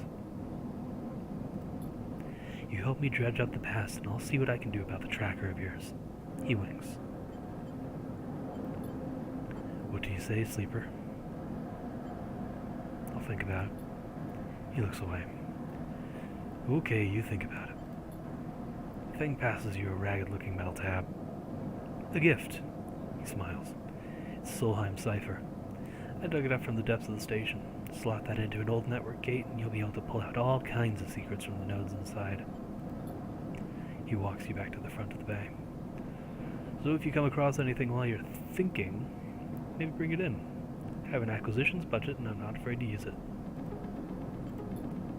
He slams the door button again. Think on it, Sleeper, and I'll see you soon. You step, blinking back out into the passage. Those flickering lights still in the back of your mind. Well now, well now, well now, well.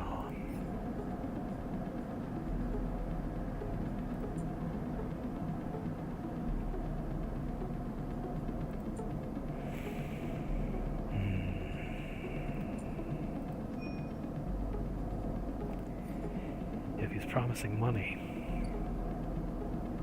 we have opportunities.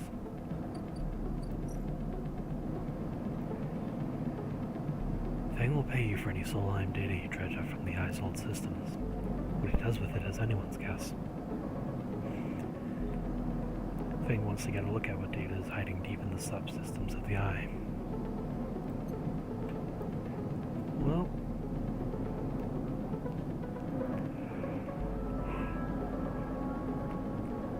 oh dear. If he pays us for it, then I really can't complain. It's hard to tell what's good and what's bad. Everything here kind of floats in a state of gray.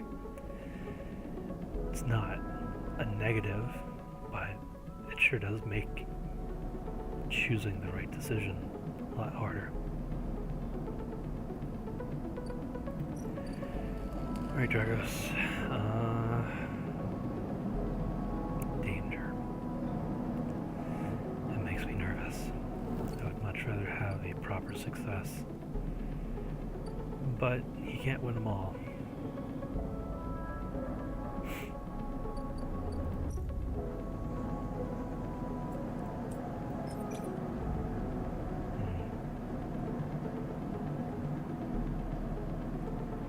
I'd really like to work the shipyard, but I also want to pay Dragos back. He's getting nervous about me, and why? Yeah, he's getting a little sketchy.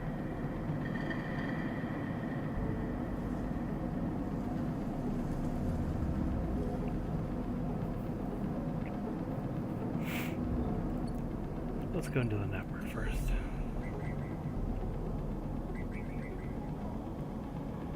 Crack open this gate.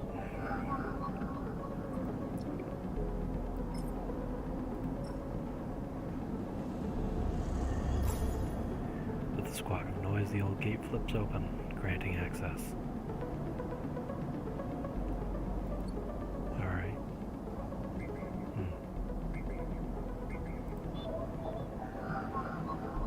Ooh.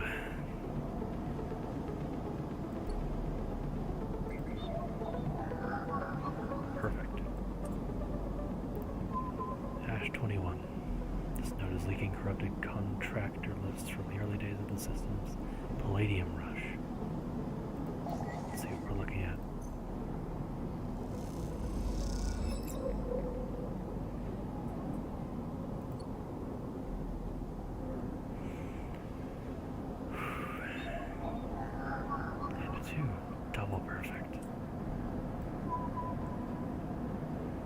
Solheim Daemon attempts to protect this node, speaking out protective protocols like a mantra. What a way to put that. There's so many, almost contradictions in there. Can you imagine a demon chanting protection? How bizarre. Or a daemon, in this case. I wonder if that's something specific, or if it's just a colloquialism for something more common. Either way, it's ours now.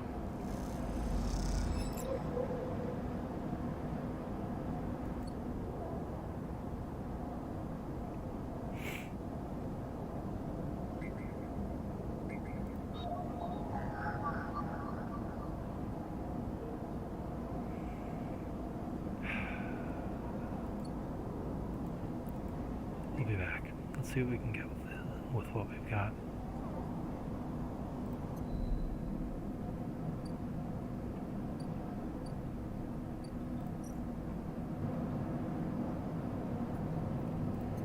Again, it's not like it's hurting anything. Just see what's up.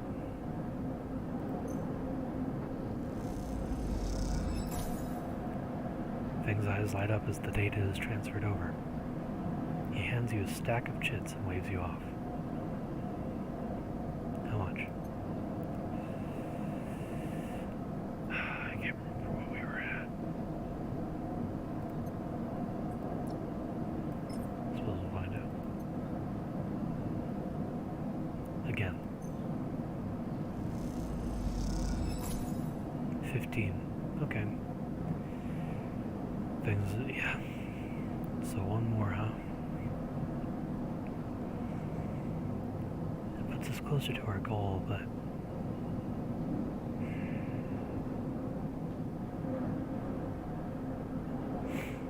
that would also let us level up our engineering, which would give us a better chance at doing a lot of things.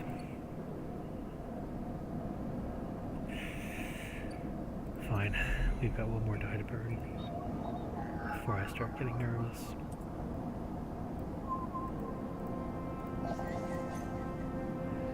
Let's see what we got. Another Havenage data. Not ideal. But it will probably be useful later.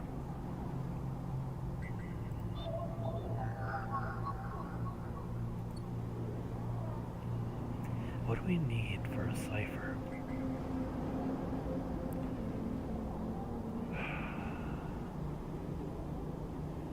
Leave it for now.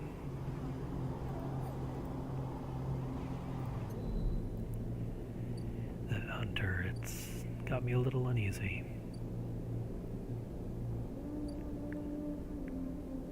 And then there's Sabine getting our vial.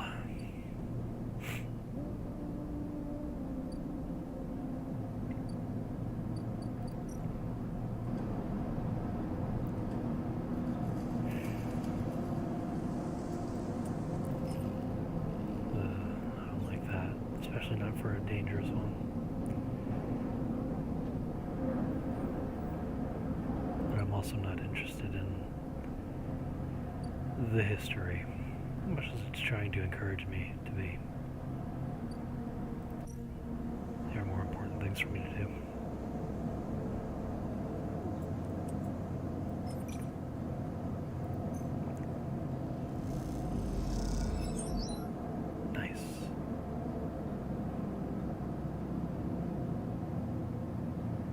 But that was kind of a waste, wasn't it? It's good for getting energy, and influence, but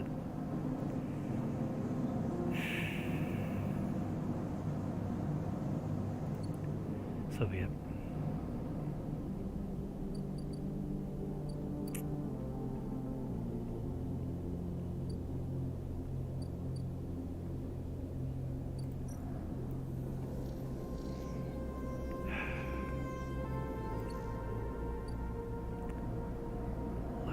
intuitiveness is a lot more of a detractor than I expected it to be. Not gonna lie.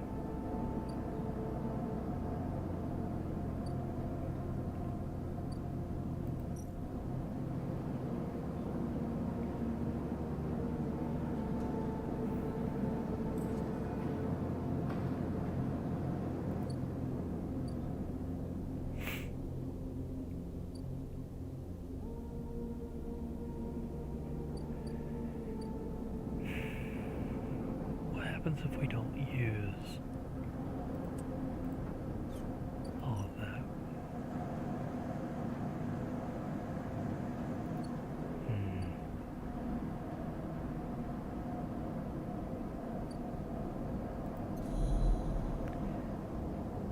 Let's do one more.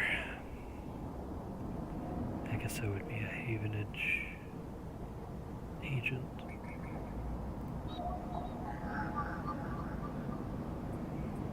I could get another encrypted key, but it seems like we're being encouraged to nab Havenage data as well.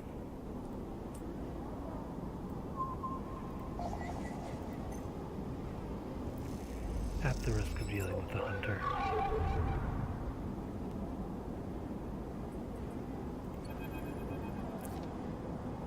There he is. Glimmer in the dark catches your eye as the orb of Hunter's head appears in the distance. It is looking for you.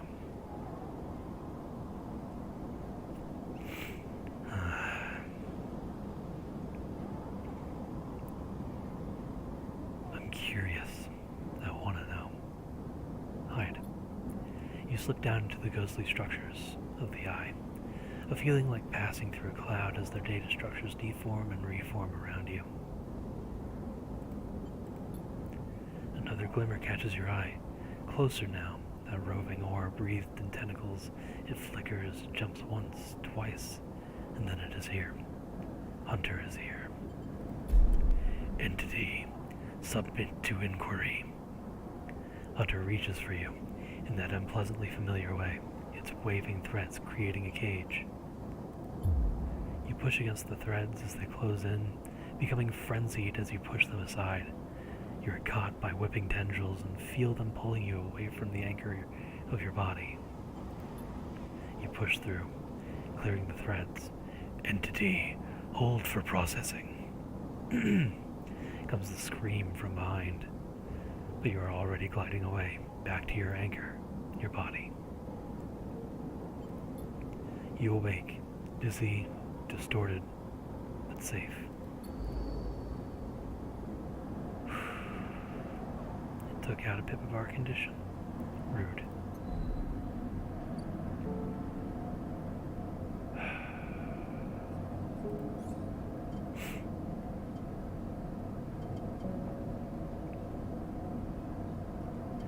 That's rough.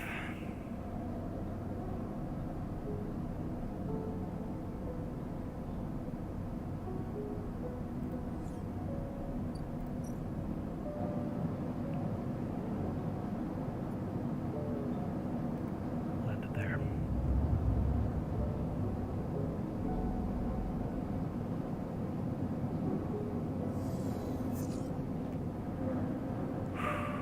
Some good rolls overall.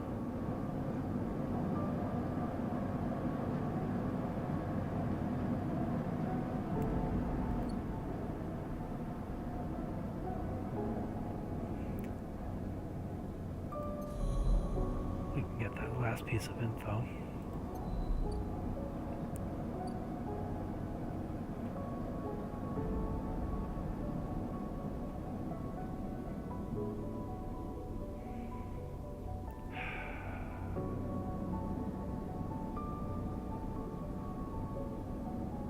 I think that's what we'll do.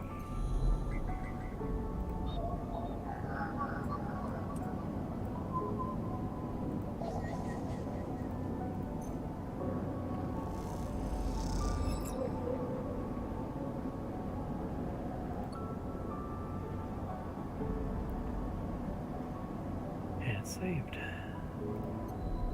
I think we'll call it here.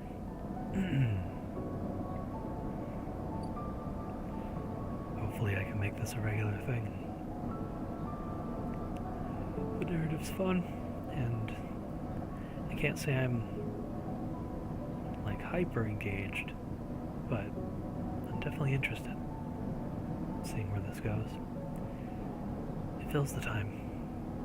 It's a good story. Yeah.